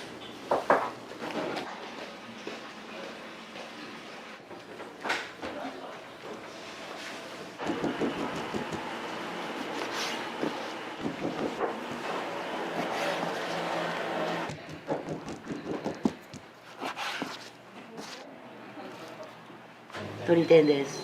これ大体どのくらいの鶏肉仕込むんですか12キロぐらい。も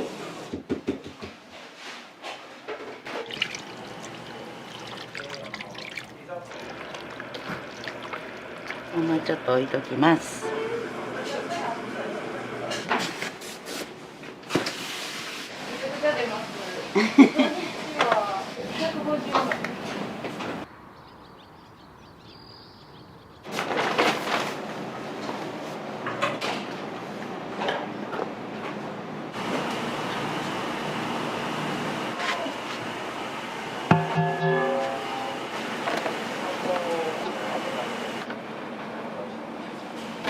今日は2回練りますね。だいたい150食、平日でだいたいそれぐらいです。土日になると300。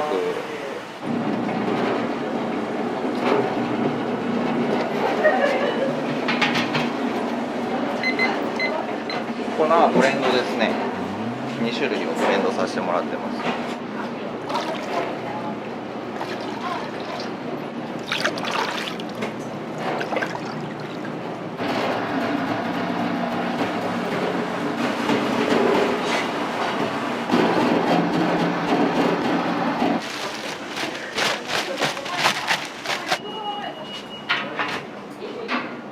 1時間半から2時間ぐらい熟成してから取り出してで踏んでいくっていう作業をするんですけど。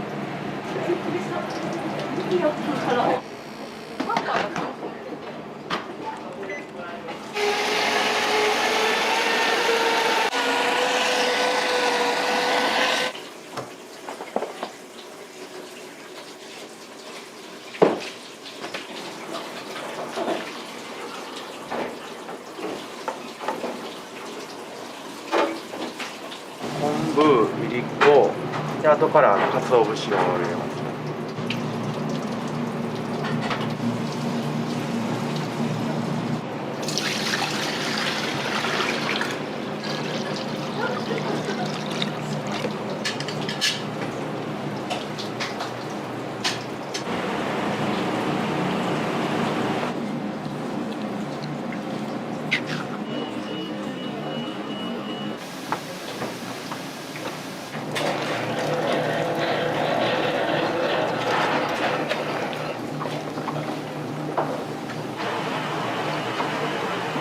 これはうどんかりんとうになります。きび砂糖をまぶして結構名物です。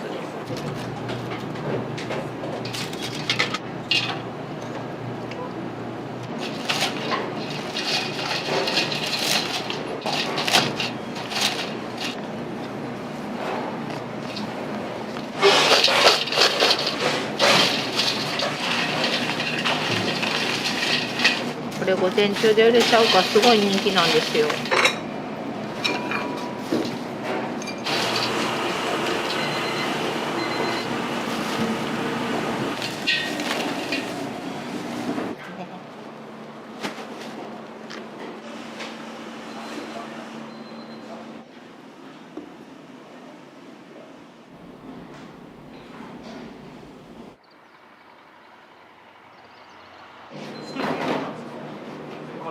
今日は煮卵とろろぶっかけに大エビ天ぷらにかやくご飯です。大人気です。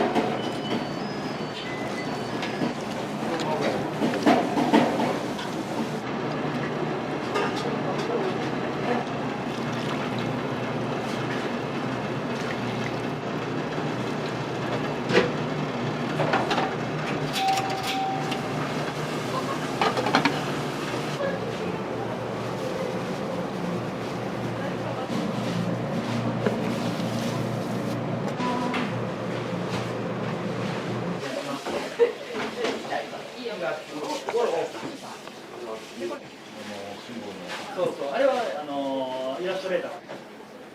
そこから300人お客さん来てもらわなあかんの。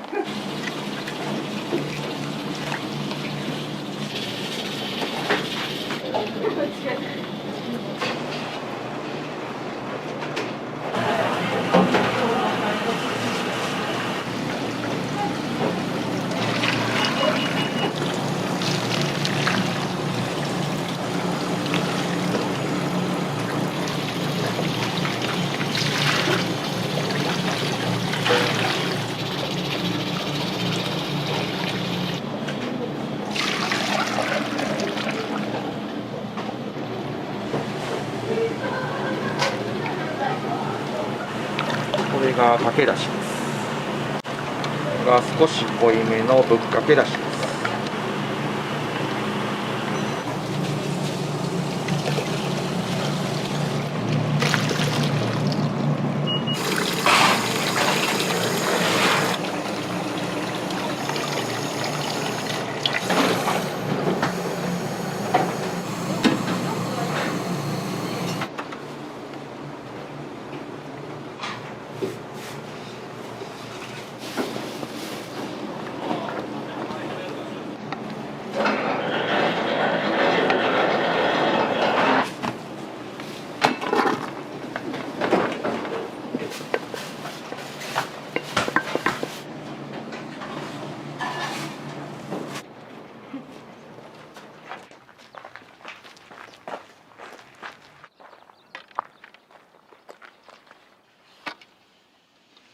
うどんの美味しさの秘密は何ですかっておばあちゃんに聞いた時に、うどんの美味しさの秘密はな、楽しく作って楽しく食べる雰囲気やって言うんですね。これもおばあちゃんの一つの教えで、それを本当に人に伝えたいっていうことで、うどん修行体験っていうのをやってます。もう今160回ぐらい行ってるんですね。まず2000人から3000人ぐらいの人が僕のお弟子さんになったっていうのがあるんですね。でそんな人たちにもね、見てもらえるような、見てもらいたいなと思ったり、また思い出してもらえるようなことになればなと思ってます。その人たちにも届くといいなって思ってますね。はい。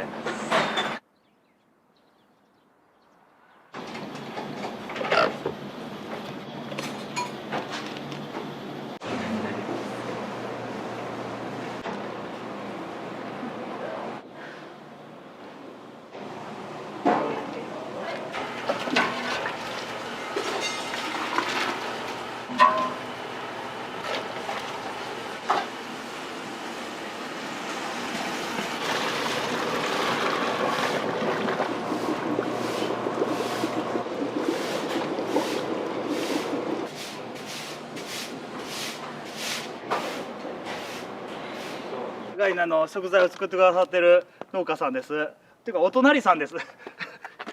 つきたてやね。そうですそうです。取れたてのわけぎもらいました。そうですか。取れたて。自然薯、これもガイナで置くために作ってくださってます。地元の畑で採れた自然薯です。またよかったら美味しいです。おはようございます。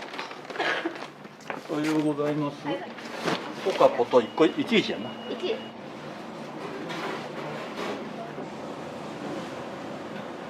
畑ですか。畑。あ、店長さん。そう。はい。勝手に J ファームとかって名付けて、で先を米持ってきてくれた人が師匠で教わってるんです。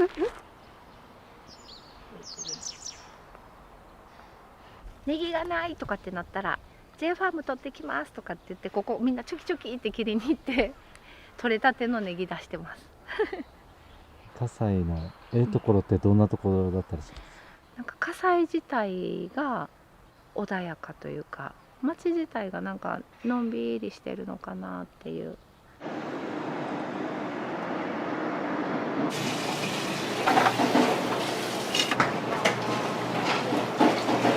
ただいまから朝礼を始めます。社会の役立ちと考えて価値のある仕事をしていきます。ハキハキとした元気な声。ハキハキとした元気な声。ニコニコと明るい笑顔。ニコニコと明るい笑顔。頑張っていきたいと思います。よろしくお願いします。はいはい。よし、頑張るぞ。お願いします。修行最後の日にして仕事営業終わった時におばあちゃんに教えてもらったうどんを地元でうどん屋しますと。でガイナ製麺所のキャラクターのモデルになってほしいって言ってこれを作りました。ここがなかった頃にやるって決めて書いたものです。そこから3ヶ月後にこれを作ってガイナ製麺所オープンになったっていうことですね。たくさん修行中に言葉をいただいて、そしてこれ大事にするとともにこれの難しさにぶち当たりながらやってます。はい。おばあちゃんいつもうどん詰めながらねブツブツブツブツ言ってるんですよ。美味しくなーれ美味しくなーれ美味しくなーれって言ってるんですよ。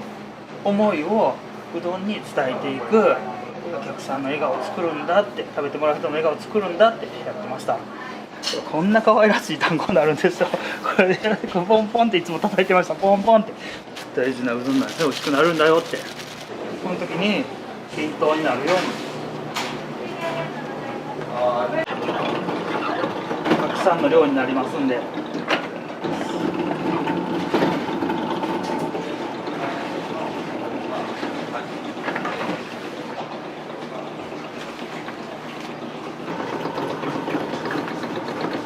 整え登場。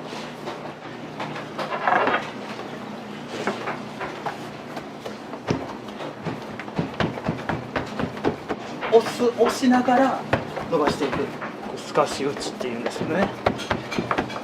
修行最後終わる時におばあちゃんがこれをしてたるわって教えてくれたのが、うどんはうまくなったらこの幅でうどんが打てるっていうんですよ。どういうことかって言ったらこういうことなんですよ。この幅でこれ麺棒を回しながら手で揉んで下に叩きつけながらトントントントンと打ちっていきます。これだと均等にして団子がこんなに大きくなりました。切りますよ。切るのがまた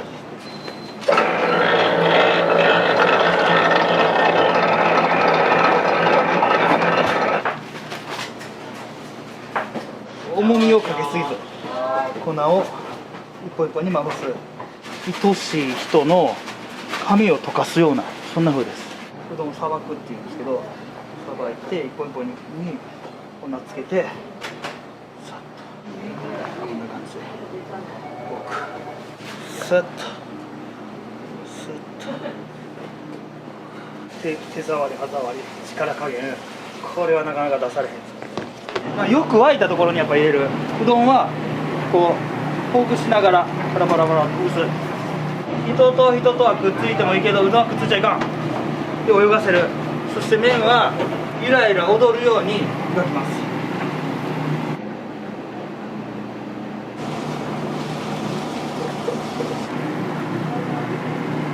いっぱいの釜玉うどんから始まりました。全てそれから今これだけなってるんですね。いっぱいいろんなことをもうできひんかったけども、今こうやってメニューも増えてやれることも増えてやりながら学びました。うどんをね目で見て匂いで感じてみる。で一番のいい状態っていうのが出てくる。もう少しあと30秒だよって、表面がふわっとしてきたらたまたまの時間だからねって言ってます。10年付き合ってきたら聞こえてきだしました。これがね50年やり続けるとどうなんねんって話じゃないですか。何が次見えてくんねん、聞こえてくんねん、話しかけてくんねんって話じゃないですか。それが楽しみなんですよ。程よく芯を残した状態を見極める。そして丼に入れる丼にすくい上げる。一番いい状態ですくい上げる。そしてこのうどんの美味しさを感動して、僕はこれを地元から広げたいと思って問屋になることを決めました。これで笑顔になる人、幸せになる人を作るんだって決めました。お湯切ります。釜から揚げたてを丼にそのまま入れるものを釜揚げと言います。一本一本が色合い、箸の触り心地、全てを吟味して、ここに今着丼、卵にちょうどいい具合の熱を通したい。半分割りますね。そしてここに流し込む、とろんと流し込む。そして程よく表面に熱を加える。そしてネギをのせる。ネギ、ここから始まった意外なうどん屋ストーリー、釜玉です。一杯の釜玉から始まりました。これをお届けします。どうぞ。じゃあこれをどうぞ。ここにですね、釜玉のだしを入れます。2、3周これぐらい混ぜる、ね、そこにねよくね醤油がたまるんですよ。とここにですね好みで生姜混ぜて食べてください。どうぞ。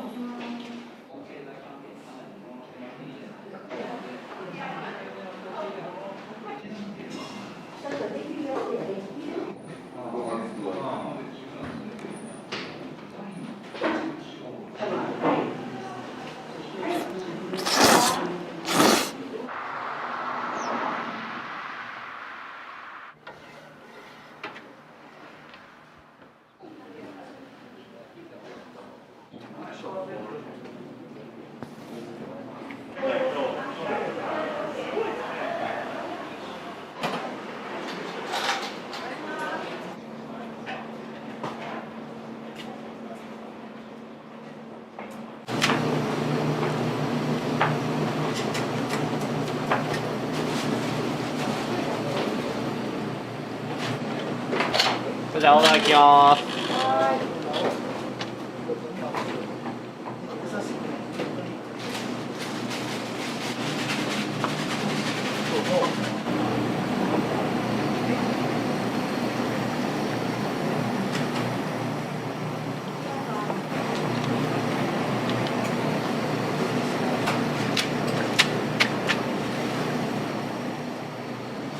釜玉ぶっかけ大丈夫。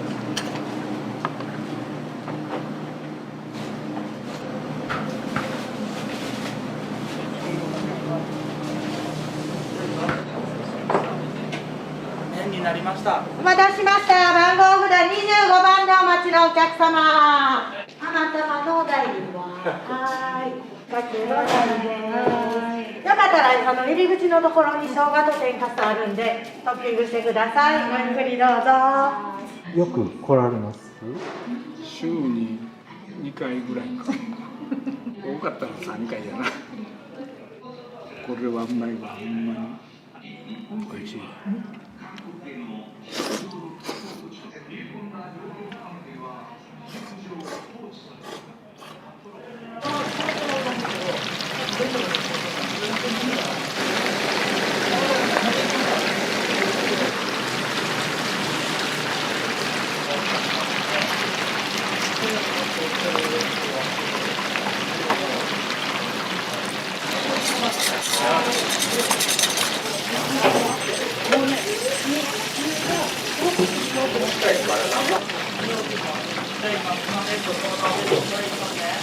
これね、ちょうど一度見極める。昆布に入れる。入れました。これで笑顔になると幸せになる人を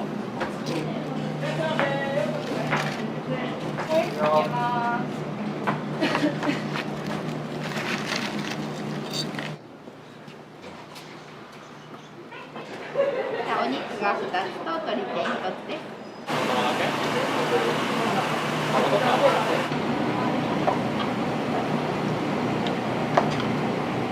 オーダーいきます。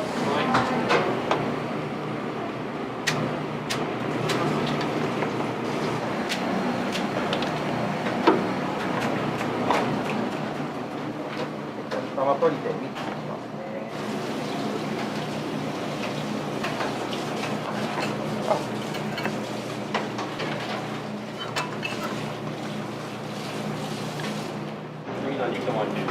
はい。肉茹で上げ待ちです。やは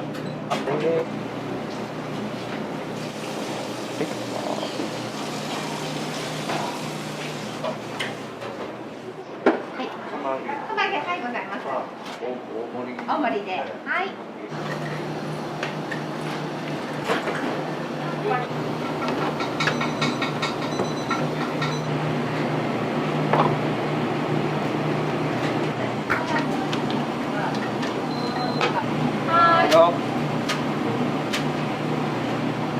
オーダーお願いします。はい、釜揚げ大です。お願いします。番号札30番でお待ちのお客様。はい、お願いしま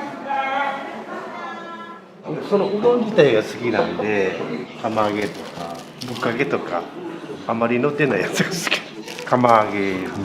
はい。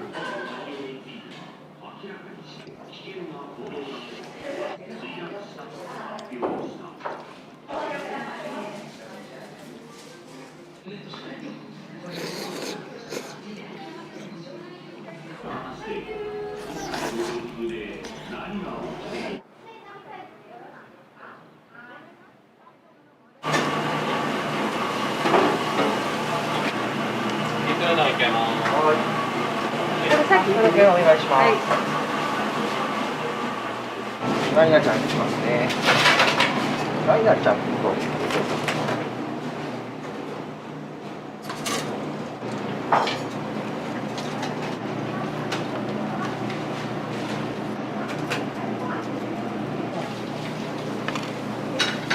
B やから。はい、お願いします。はい。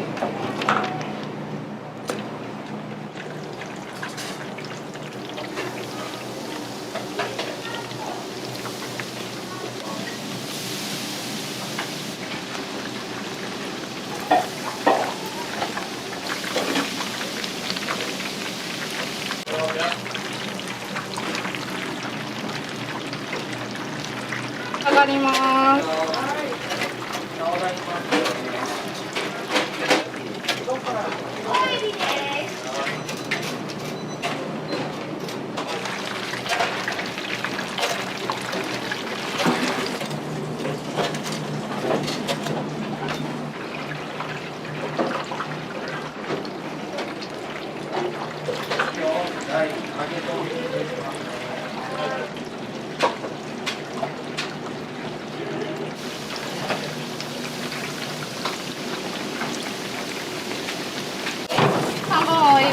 半分2本。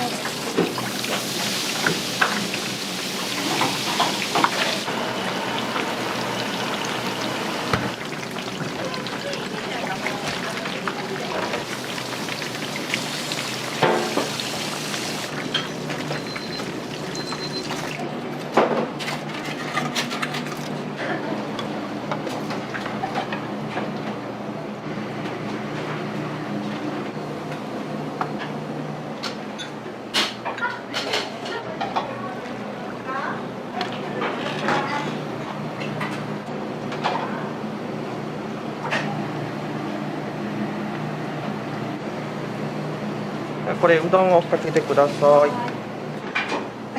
はい、ありがとうございます。はい、お願いします。はい、はい、どうぞ。は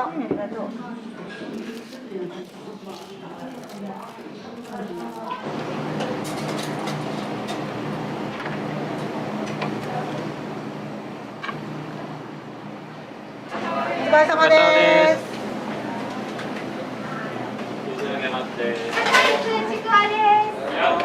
してください。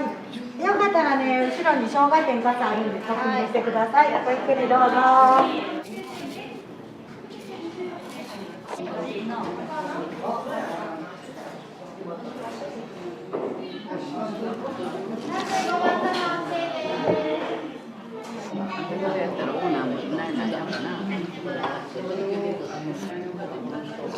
学校楽しみやな。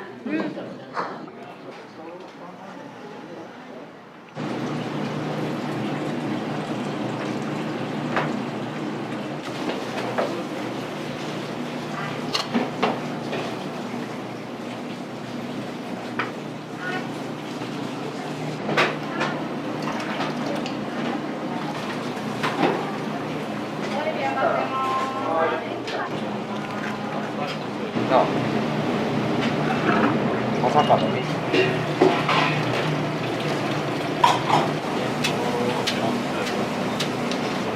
はい、オーダーお願いします。はい、かけうどんです。いらっしゃいませー。いらっしゃいませ。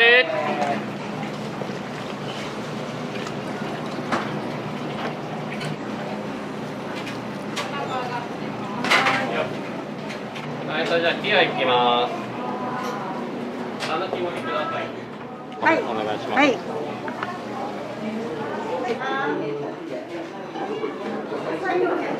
2からいきます。はい。じゃあバラバラです。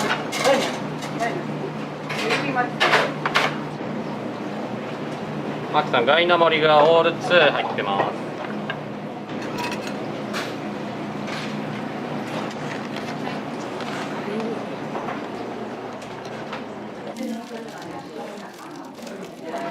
お願いします。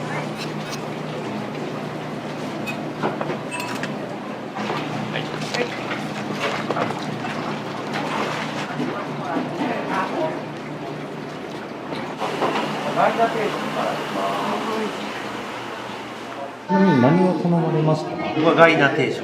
僕はガイナの肉うどん。かけうどんの特盛りを。特盛り。3玉ですよね。3玉です。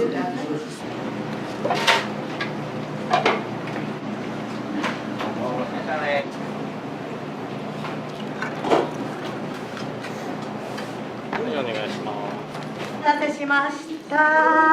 ガイナ定食はい。はい。どうぞ。こちら卵かけ専用のお醤油です。これはガイナーセットですね。これにコーヒーがついてくるんですけど、卵かけご飯にぴったりです。子供から大人までみんな喜ばれます。はい、お待たせしました。かけうどんの特大。かけトップいきます。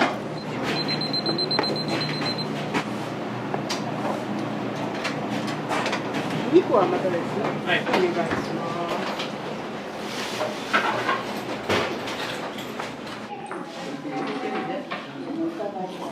いや、初めてチャレンジします。いただきます。つるっといけそうです。うまいですね。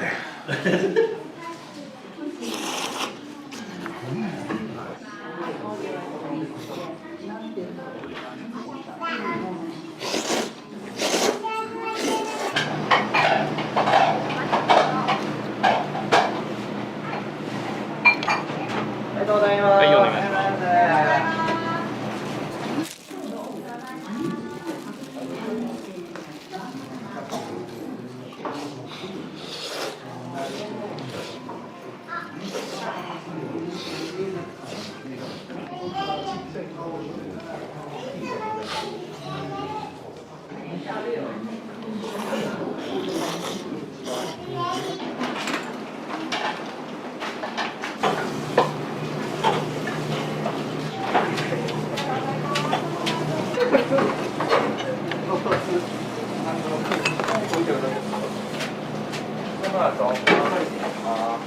お待たせしました。番号札45番。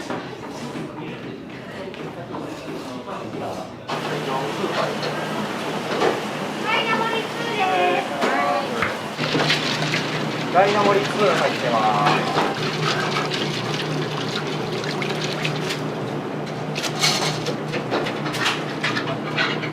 た気合いちょっといい。これ柔らかい。たまたま2、3分後です。はい。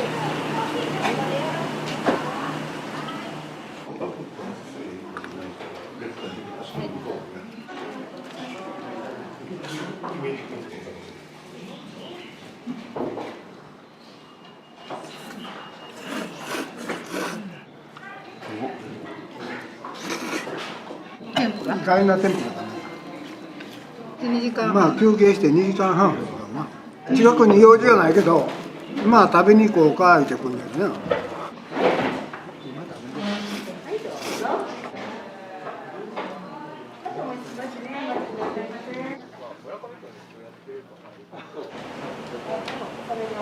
はい。オレンジスイートより数です。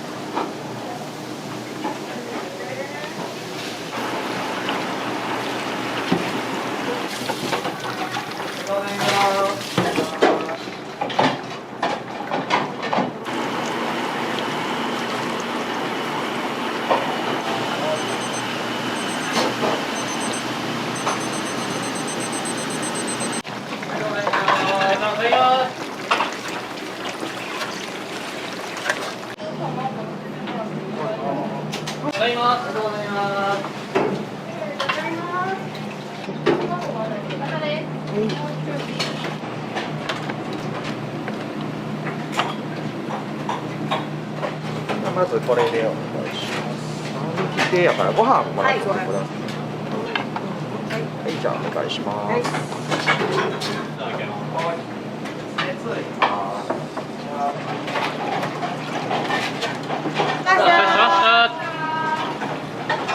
きつね2。2つともきつね。2つともきつねです。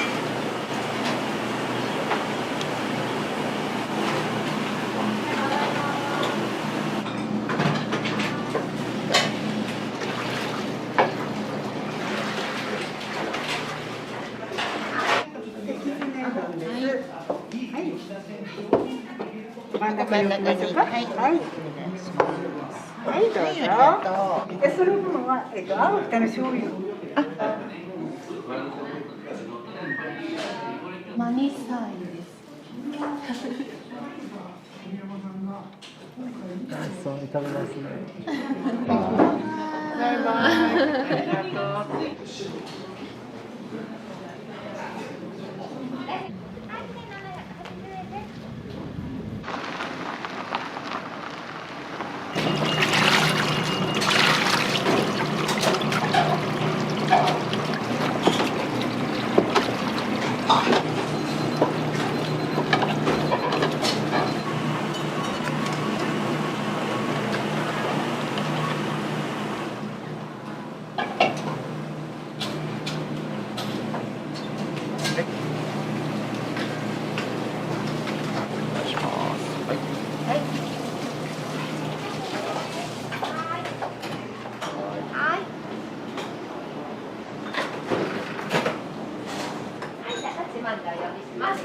で、コーヒーになります。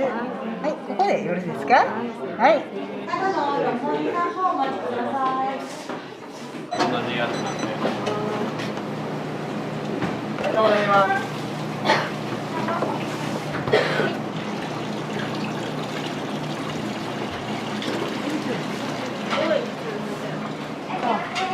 いらっしゃいませ。これ1,2,3,4,5。ちくわ青エビです。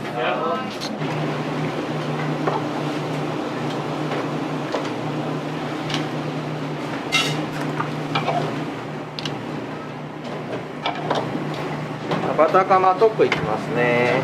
はい、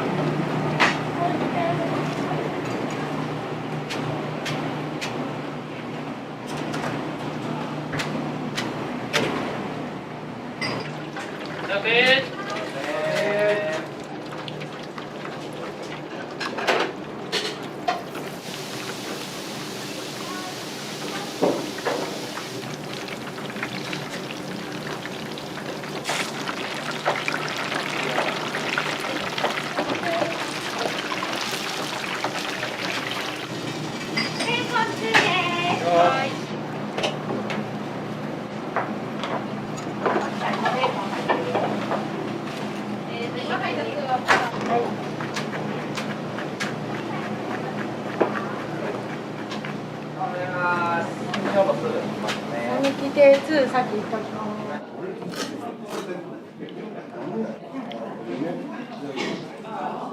確かに。8番でお待ちのお客様いらっしゃいますか。給水をはい、それではそれですね。どうぞ。ありがとうございます。9番まで来ます。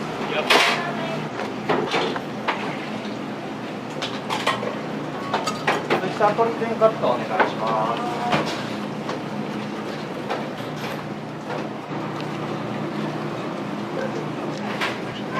はい、奥様取り点です。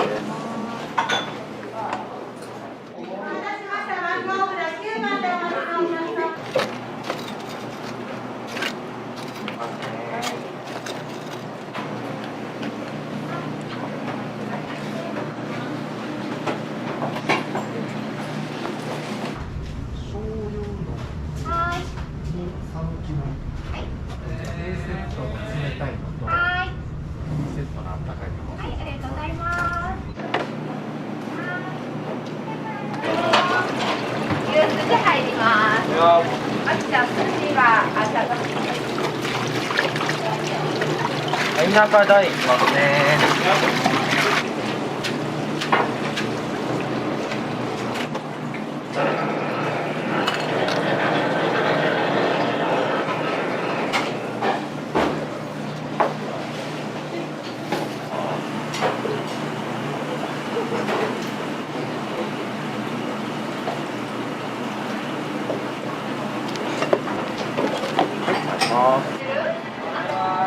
ありがとうございます。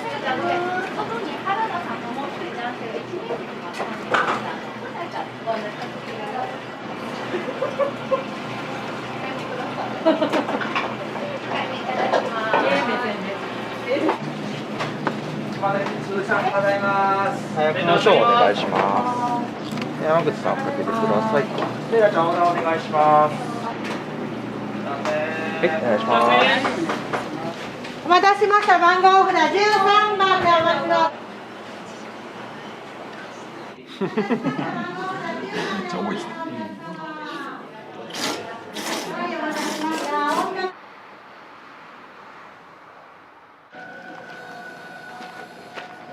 お待たせしました。25番でお待ちのお客様。葛西森です。はい。おかげお待ちください。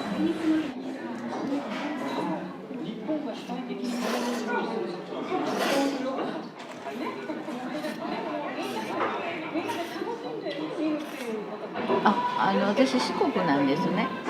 こうコシのあるうどんが好きなんで。ただの味って感じなんですか。そうですね。おうどんがね。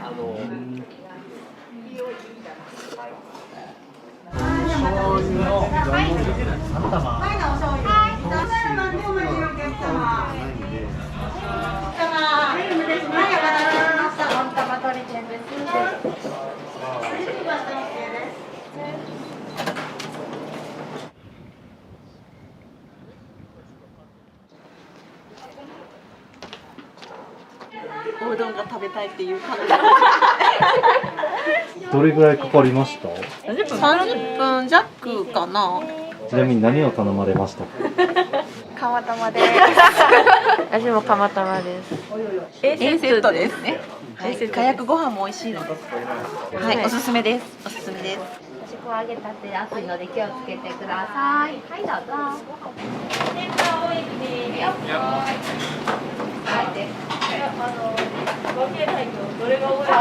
ありがとうございます。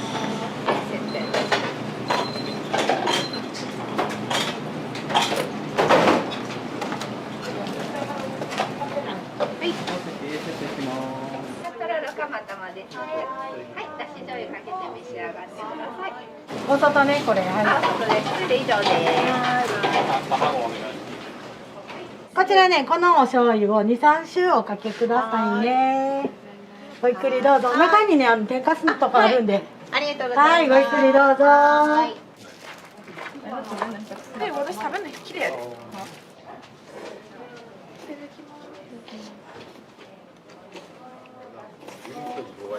どうでしょうか。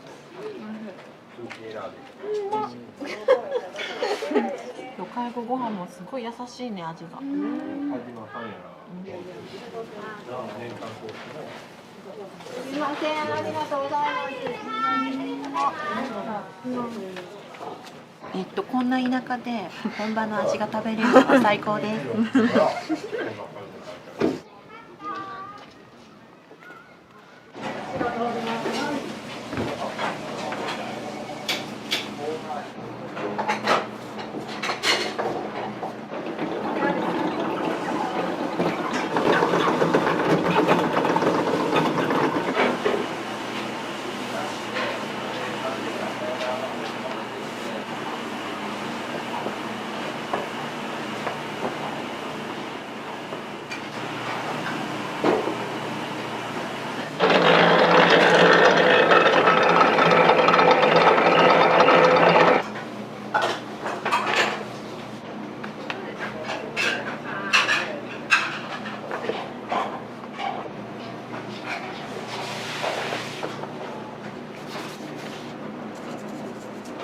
先輩みんなから教えてもらってできるようになったっていうか1年半か2年ぐらいはだいぶ時間かかりました。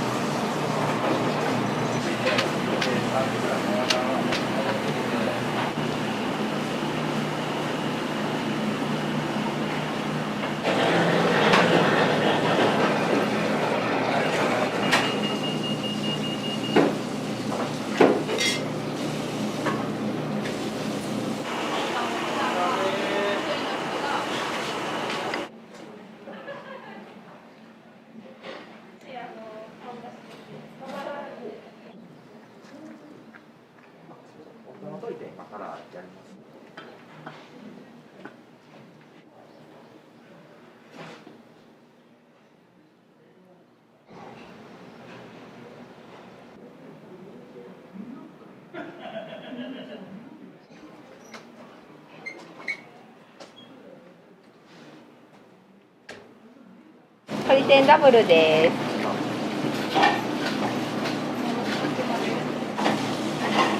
鶏天ダブルです。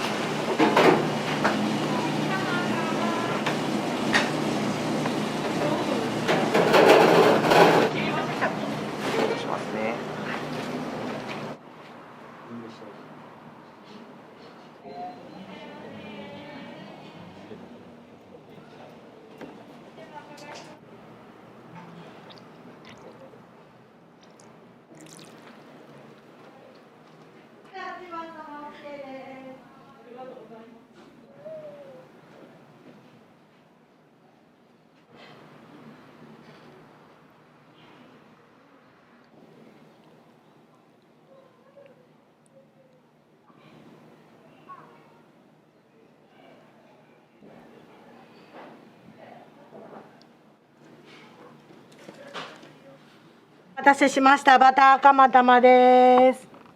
このお醤油を2、3周、1、2、3ぐらいな感じでおかけください。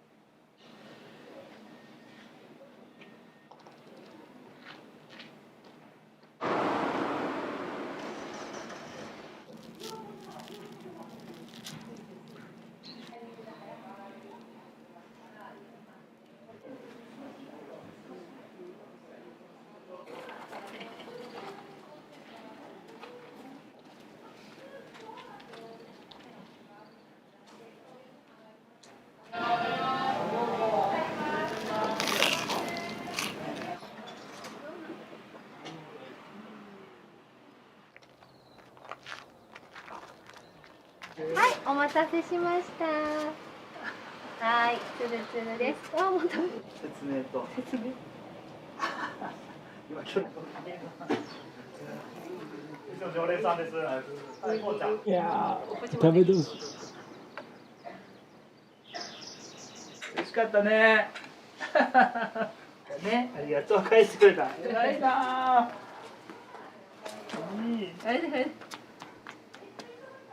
ガイナでは2歳までの子供にね、地が来たうどんを食べやすくしてサービスでお出ししてます。これここでもうどん好きのね子供たちたくさんになってくれたら嬉しいなと思って、小さい時から子供にうどんに親しんでもらえるようにサービスで出させてもらってます。ルイばあちゃんがうち泊まりに来たんですよ、修行中にね。おばあちゃんの教えでここでうどんやれって指さしたのがガレージだったんですよ。でうどんやってるうちにたくさん人が来てくれて、ここでやったのすごいなとか言うて、でもたまたまこれがあってからやれた地元で嫌いやったはずの場所なんですけど、そうやってうどんやり始めてから大好きになったんですよ。もうすっごいこんなうどんが美味しく食べれる雰囲気ってすごいなってなって、この土、田んぼ、畑、近所の人ありがとういつもありがとうございます。その僕の師匠である海ばあちゃんがガイナばあちゃんって呼ばれてました。ガイナの意味は香川県の方言できつくてすごくてとんでもない、そんな意味があります。その言葉、香川の方言をいただいてガイナ製麺所って名付けました。何歳の時に23です。23です。20歳前後でテレビ見てたら、この真ん中に行列ができるお店っていうのがやってたんですよ。それ何かって見てたらうどん屋やったんですよ。俺なれるわって思ったんですね。これはできるんちゃうかなって思って、そこから2年経って22ぐらいの時に香川県行ってで食べ歩いて一番美味しくて、じゃあもうここしかないなって決めたところが池上製麺所。家柄もない才能もないお金もない、お前はうどん屋やれって言うんですよ。それがなんかねすごい嬉しかった。僕にもやれるものが見つかった。負けたらあかんって、それ幸せなうどん屋になるんだっていうことを決めてたんで、そのためにやってきて乗り越えてきたけども、めちゃめちゃそういうことがねなんかね愛しいんですよね。あの時の自分が頑張ったことを、負けたらあかんって続けれたことを、なんかそれを成長させてもらったな。だからどんなことでも結構今楽しめてる、幸せやなと思うことがほんまに多くなってる。人生そのものが本当宝物になってる。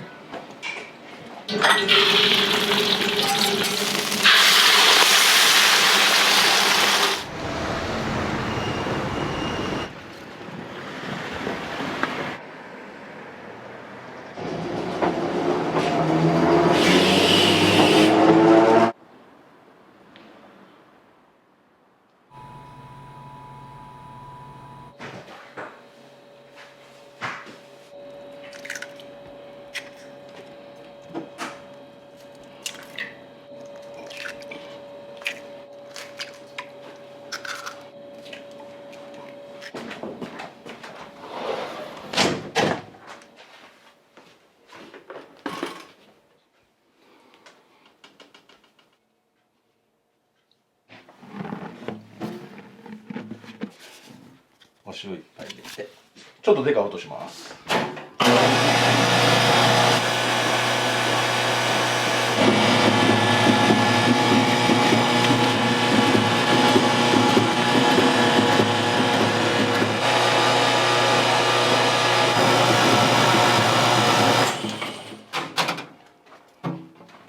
昔から親父に教えてもらったレシピというか、7キロ入ってるんですよこれ粉。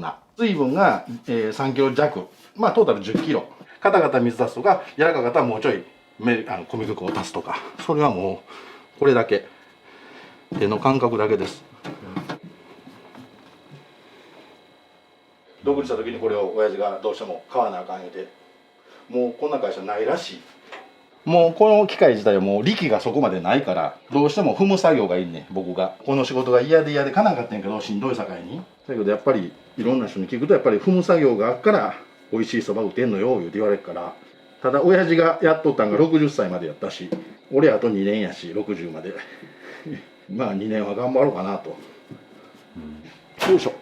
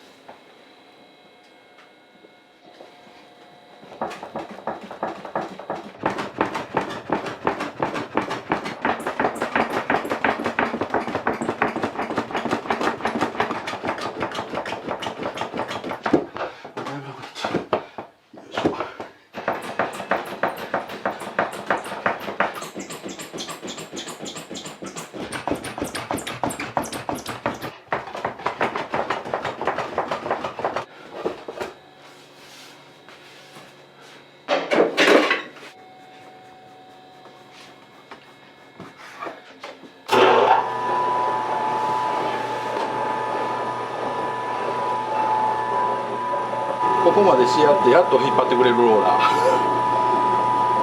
ここまで伸ばさないとこれがそこまでしてくれへんの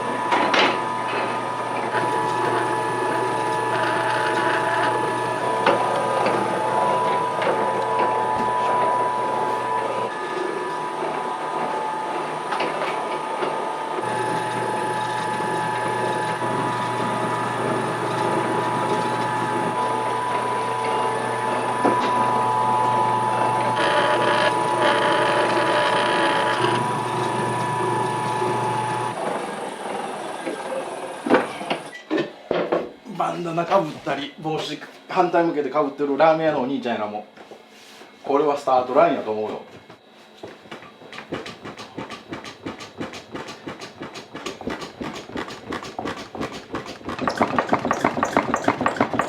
一本の竹でね2つ合わせてこの2つで1本の長い竹よ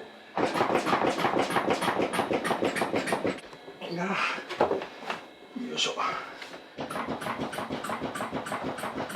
うちの親父が勉強させてもらった店があるんだけどねそこがこのやり方をしたはって不要園っていう、老舗このやり方がうちの料理には一番合うやろし一番美味しいと思ってやってますわ。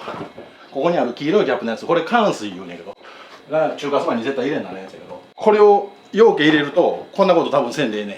要するにコシとか中華麺の滑らかさとかが出してくれるやつだけどただ匂いがするんでちょっとふわっとアンモニア臭みたいなのが匂いがどうしても好きになるんでなるべく寒水を抑えめにしてコシとか出すんやったらこのやり方。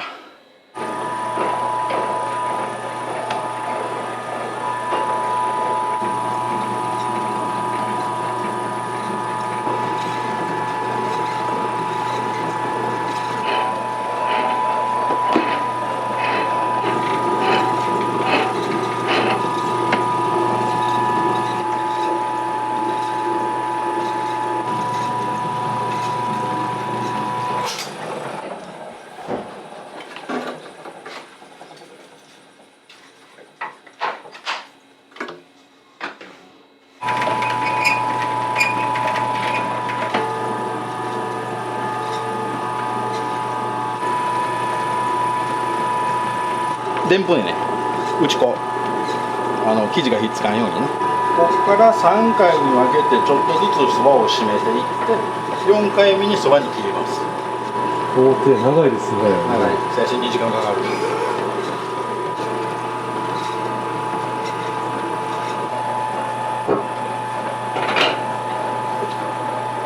親父さんの時からもうずっと。親父、そうですよ。僕ね、親父と折り合いが悪くてね、30歳までね、サラリーマンやってたんですよ。それもジーパン屋さん。まあ30前後の時かな、親父がまあ具合悪くなって倒れよって、で母親に家の仕事してくれへんかって言われて、でこの世界に入ってきた。で親父がほんまの元職人っていう感じのおっさんやったからに、なんでそんな何回3回も4回も縮めていかなあかんねん、いっぺんにやったらええやんけって、それは見とけって言われて、そんなんやったな。あと1回ずつ締めて、よいしょ。生麺と焼きそばとに分けんだけどね、これは。焼きそばこれですか？これ同じことなんやけど、これがそのまま焼きそばになるんです。同じようにね。ゴツゴツした粉と水の塊が。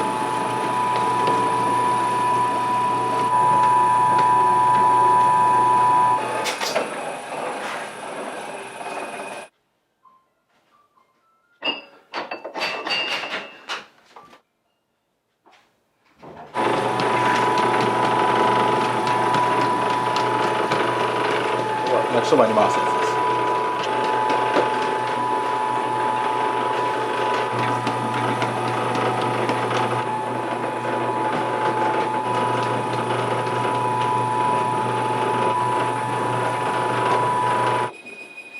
よいしょ。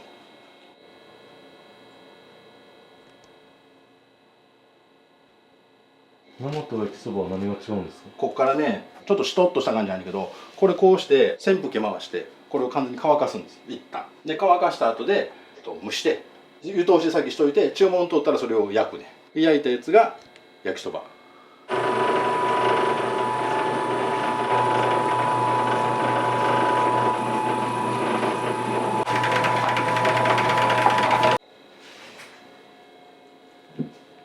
あんなして踏んで手間かけてる分だけやっぱりそれなりのコシはあると思うけどね。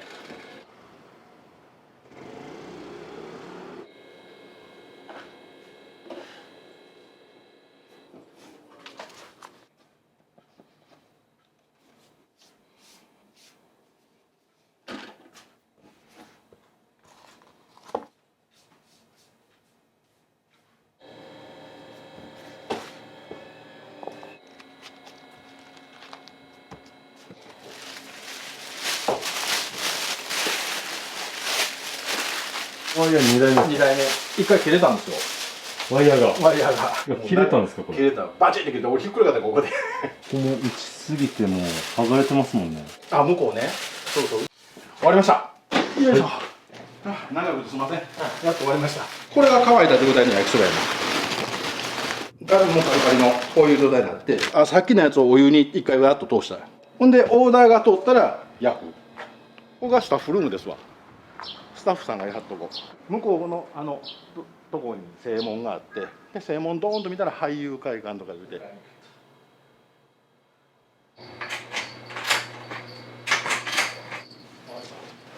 おはようございます。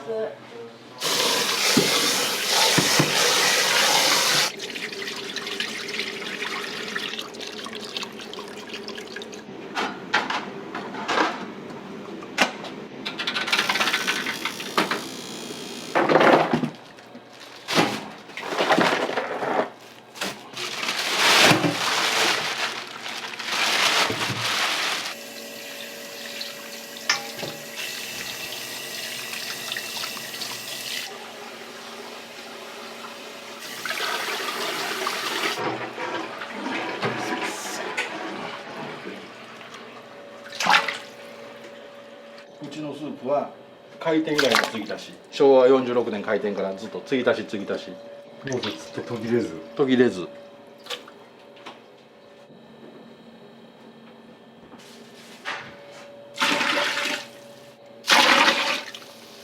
はい。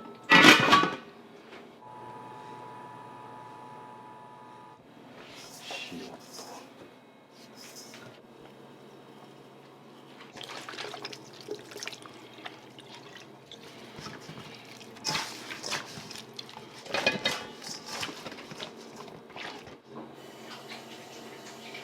ゆうべ寝っといて一晩寝かしたやつね、ミンチは。おとついこしらえたシューマイの皮。これも手作り？手作りです。水と塩と小麦粉だけ。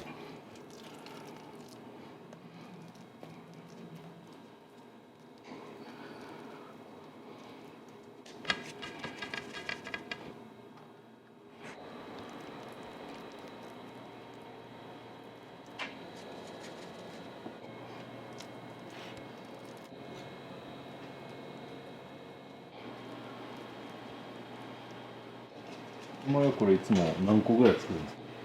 今日も時間がないさかいにこれで大体50。うん、通常は100倍やる。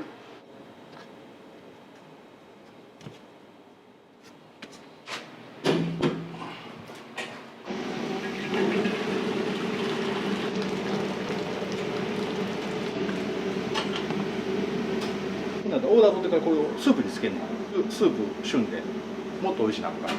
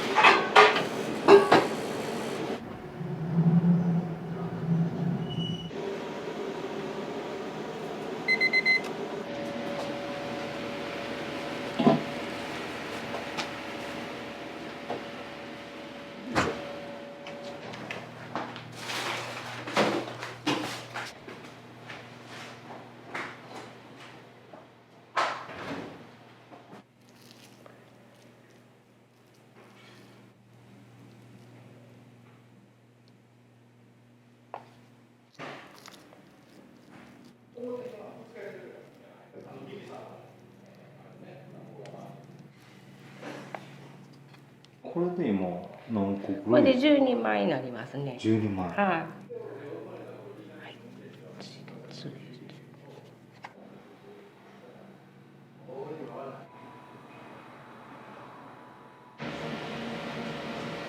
バレる。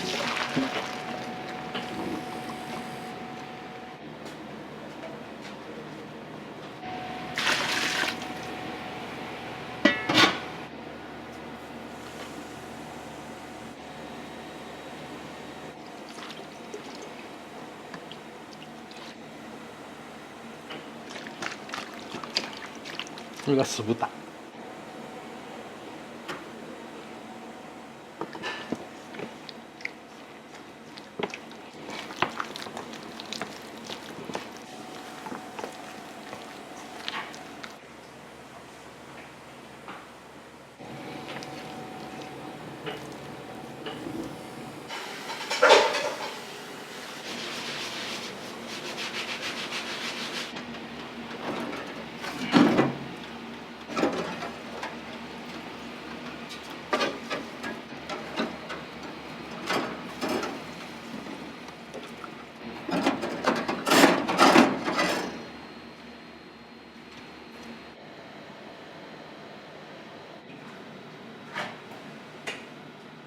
これ全部焼き飯の豚にです。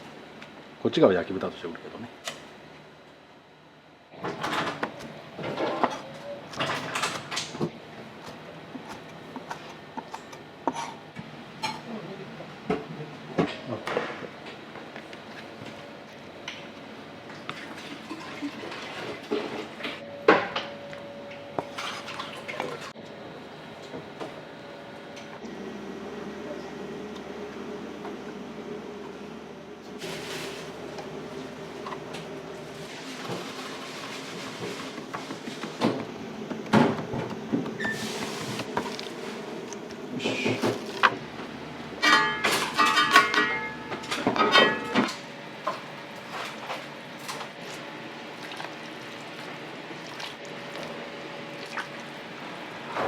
これが唐揚げ、うちの。唐揚げ？うん。火完全に通った中で揚げてきてお醤油につけて、でこれで乾かしとく。でよそで言わはる唐揚げがさっき見ててもらった天ぷらに近い、練ってたやつね。あれがうちの柏の天ぷら。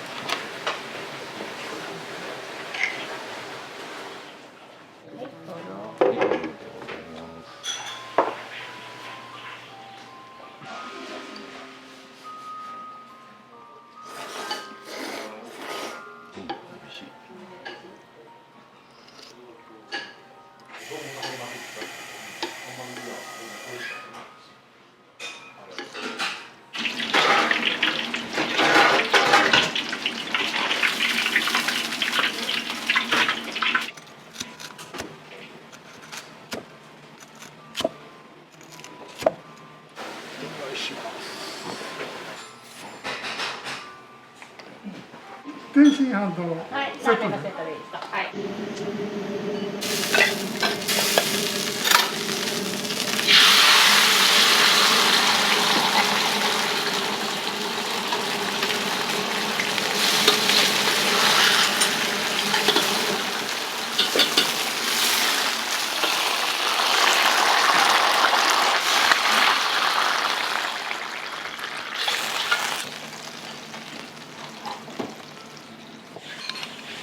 はい、マチローさんです。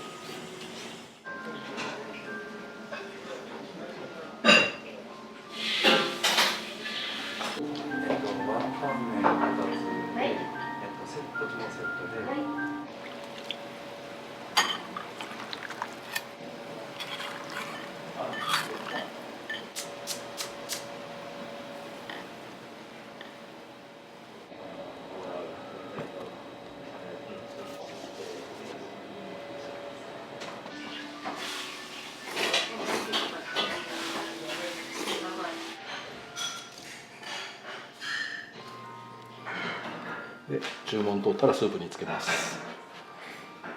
いらっしゃいませ。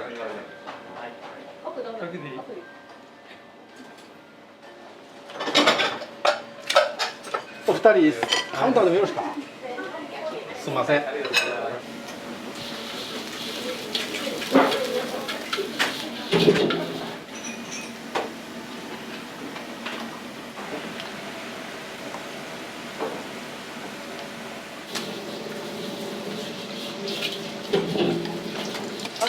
はい、お願いします。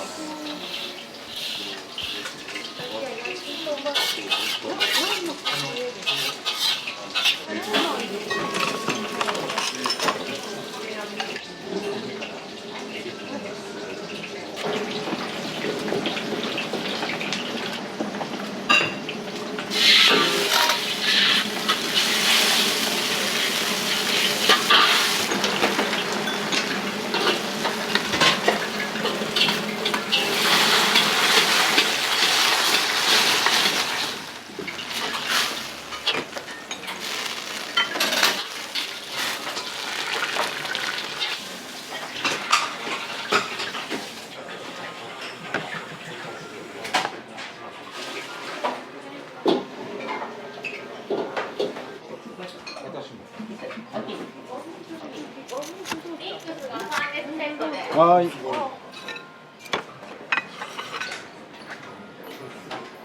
焼きそばのセットとエビ玉丼のセット。でエビ玉丼とワンタン麺のセット。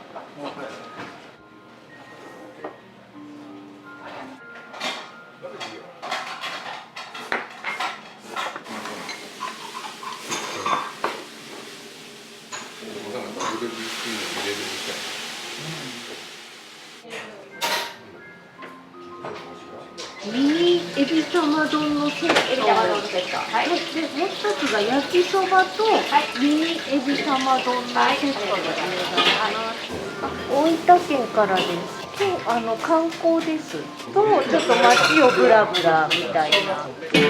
私は焼きそばとあとミニエビ玉丼を頼みました。でワンタン麺とあとミニエビ玉丼のセットです。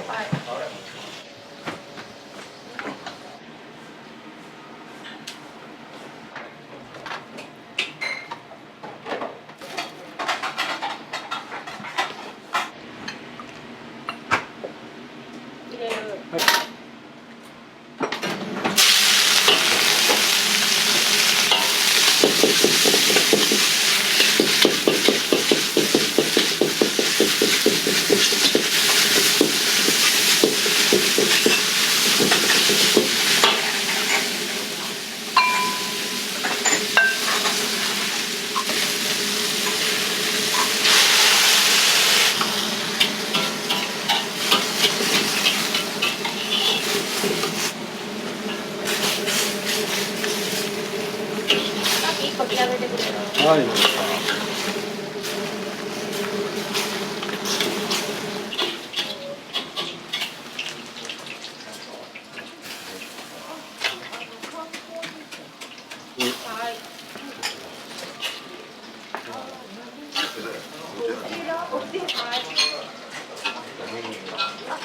ミニエビ玉丼を頼みました。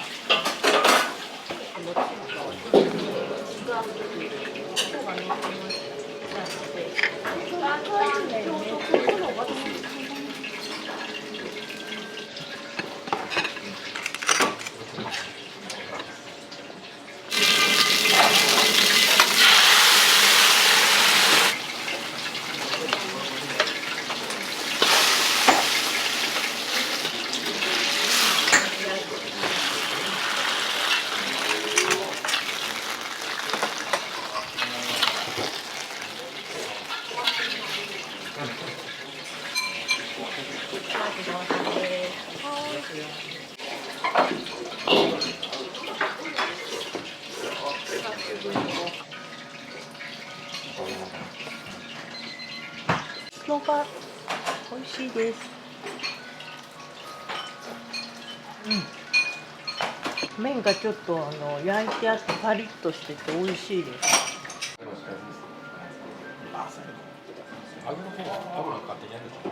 さっぱりいった美味しいです。これはなんだっけ？エビ玉丼。エビ玉丼。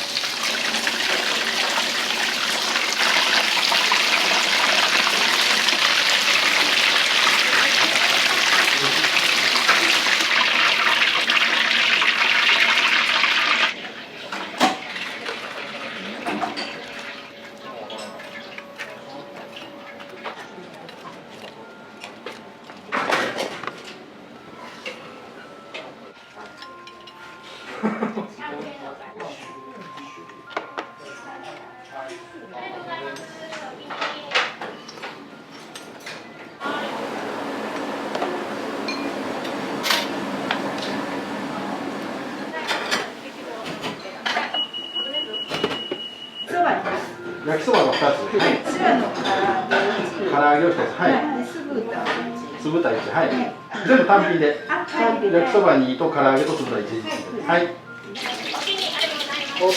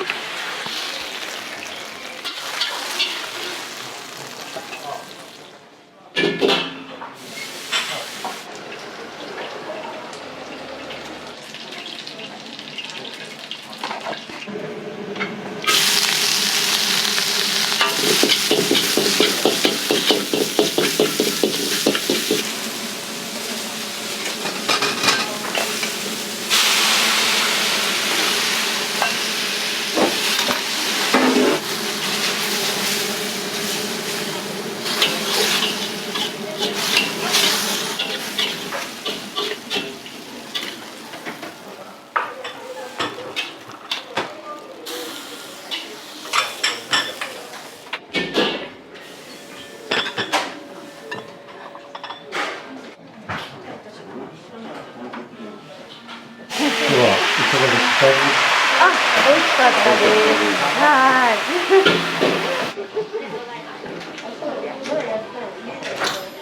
時々してますね。はい。何が目当てで？彼女はワンタン麺が好き。彼はチャーハンかな。はい。まあ他何食べても美味しい。美味しい。やっぱ。美味しい。小学校の卒業式終わって何食べたいって聞いたら食べたい。それを言いました。お店の人が優しい。今日は何を頼まれますか？中華そば2つとワンタン麺1つとセットでチャーハン。でかしわ唐揚げを2つ。餃子かな。楽しみやね。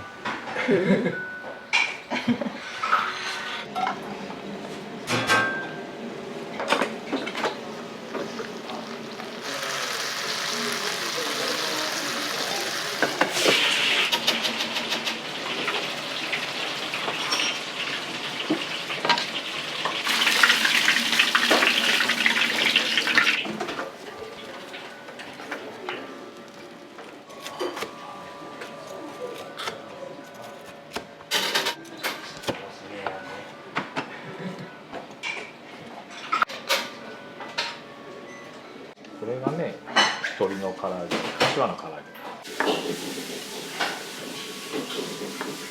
美味しそう。美味しいな、ここの美味しいな、いいな。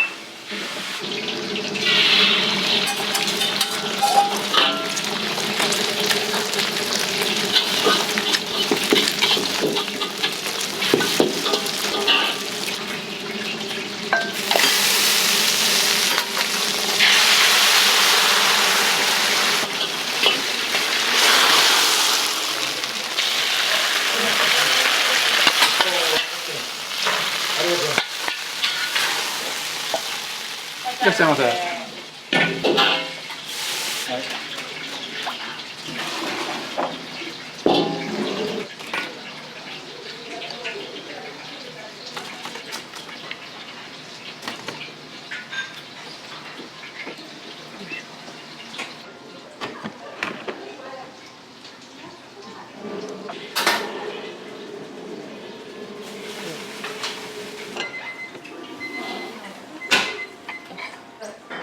中華そばです。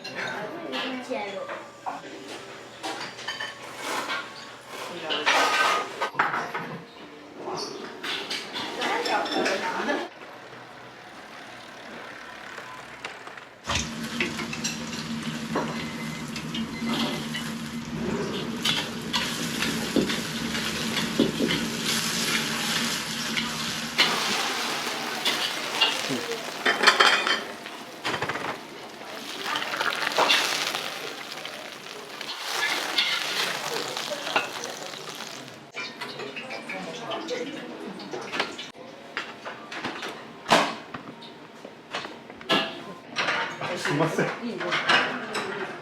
何年ぐらいなの？お父さんがやった時からの。これ大好き。これが好きなんですよ。酢豚。でもどれも美味しいですよ。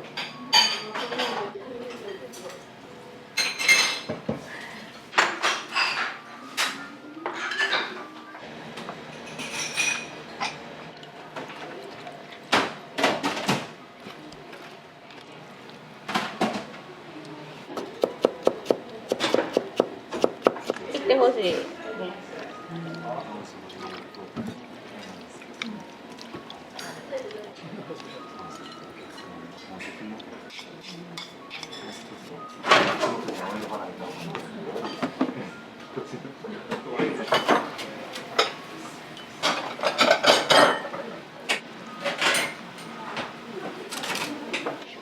マットさんです。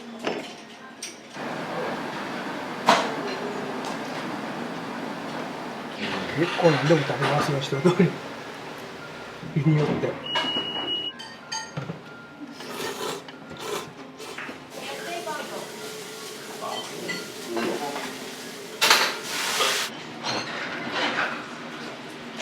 僕シューマイ行きます。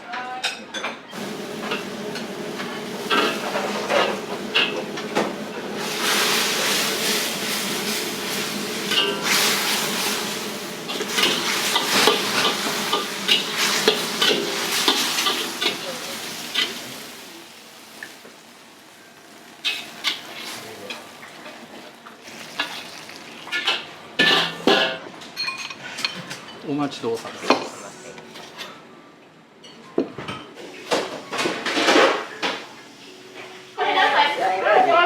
はい、どうもありがとうございました。ありがとうございました。バイバイ。お疲れ様でした。すいません、どうもバイバイって。お疲れ様でした。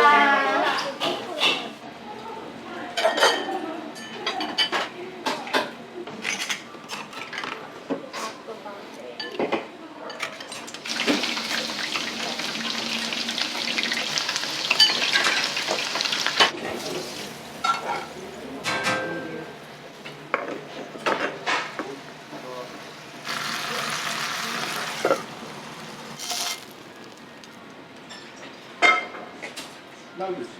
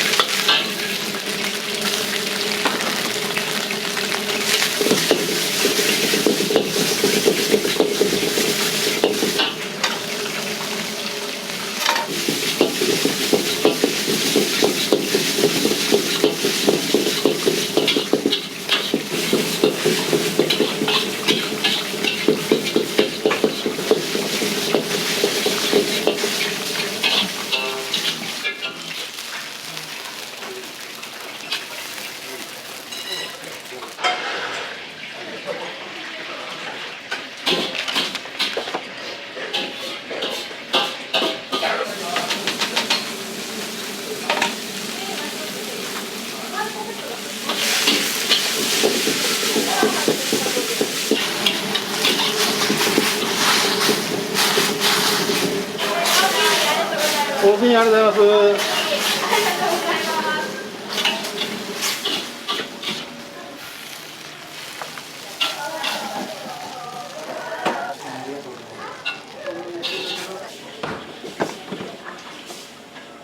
どんなにも使いです。はい。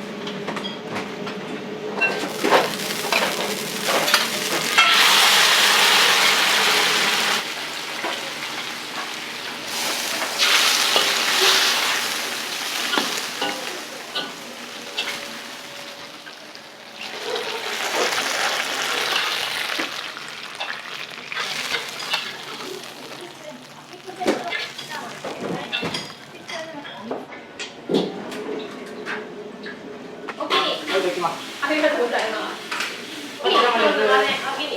お気にありがとう。週一。はい。週一分。はい、近くなんでお店が。いつもセットばっかりですね。何でも美味しいですね。もう小学校の時から来てるんで。小学校の時。もう40年ぐらい前から来てますね。ありがとうございます。はい。お気にありがとう。お気に。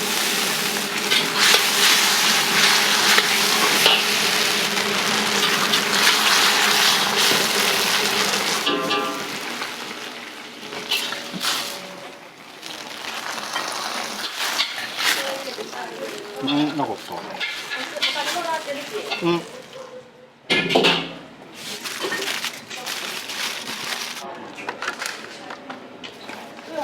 夕飯でな。豚と小エビの天ぷらと餃子と焼き飯と天津飯ですかね。結構頼みました。いや、僕初めてなんですよ。あ、そう。はい。初めてだ。はい。いつもこの辺を通ってるんですけど、なかなか来る機会がたまたまなかっただけで、こういう町中華好きなんで美味しいからね。すみません、おマットさんでした。お気に。はい。すみません、遅くなりました。すみません。ありがとうございます。ありがとうございます。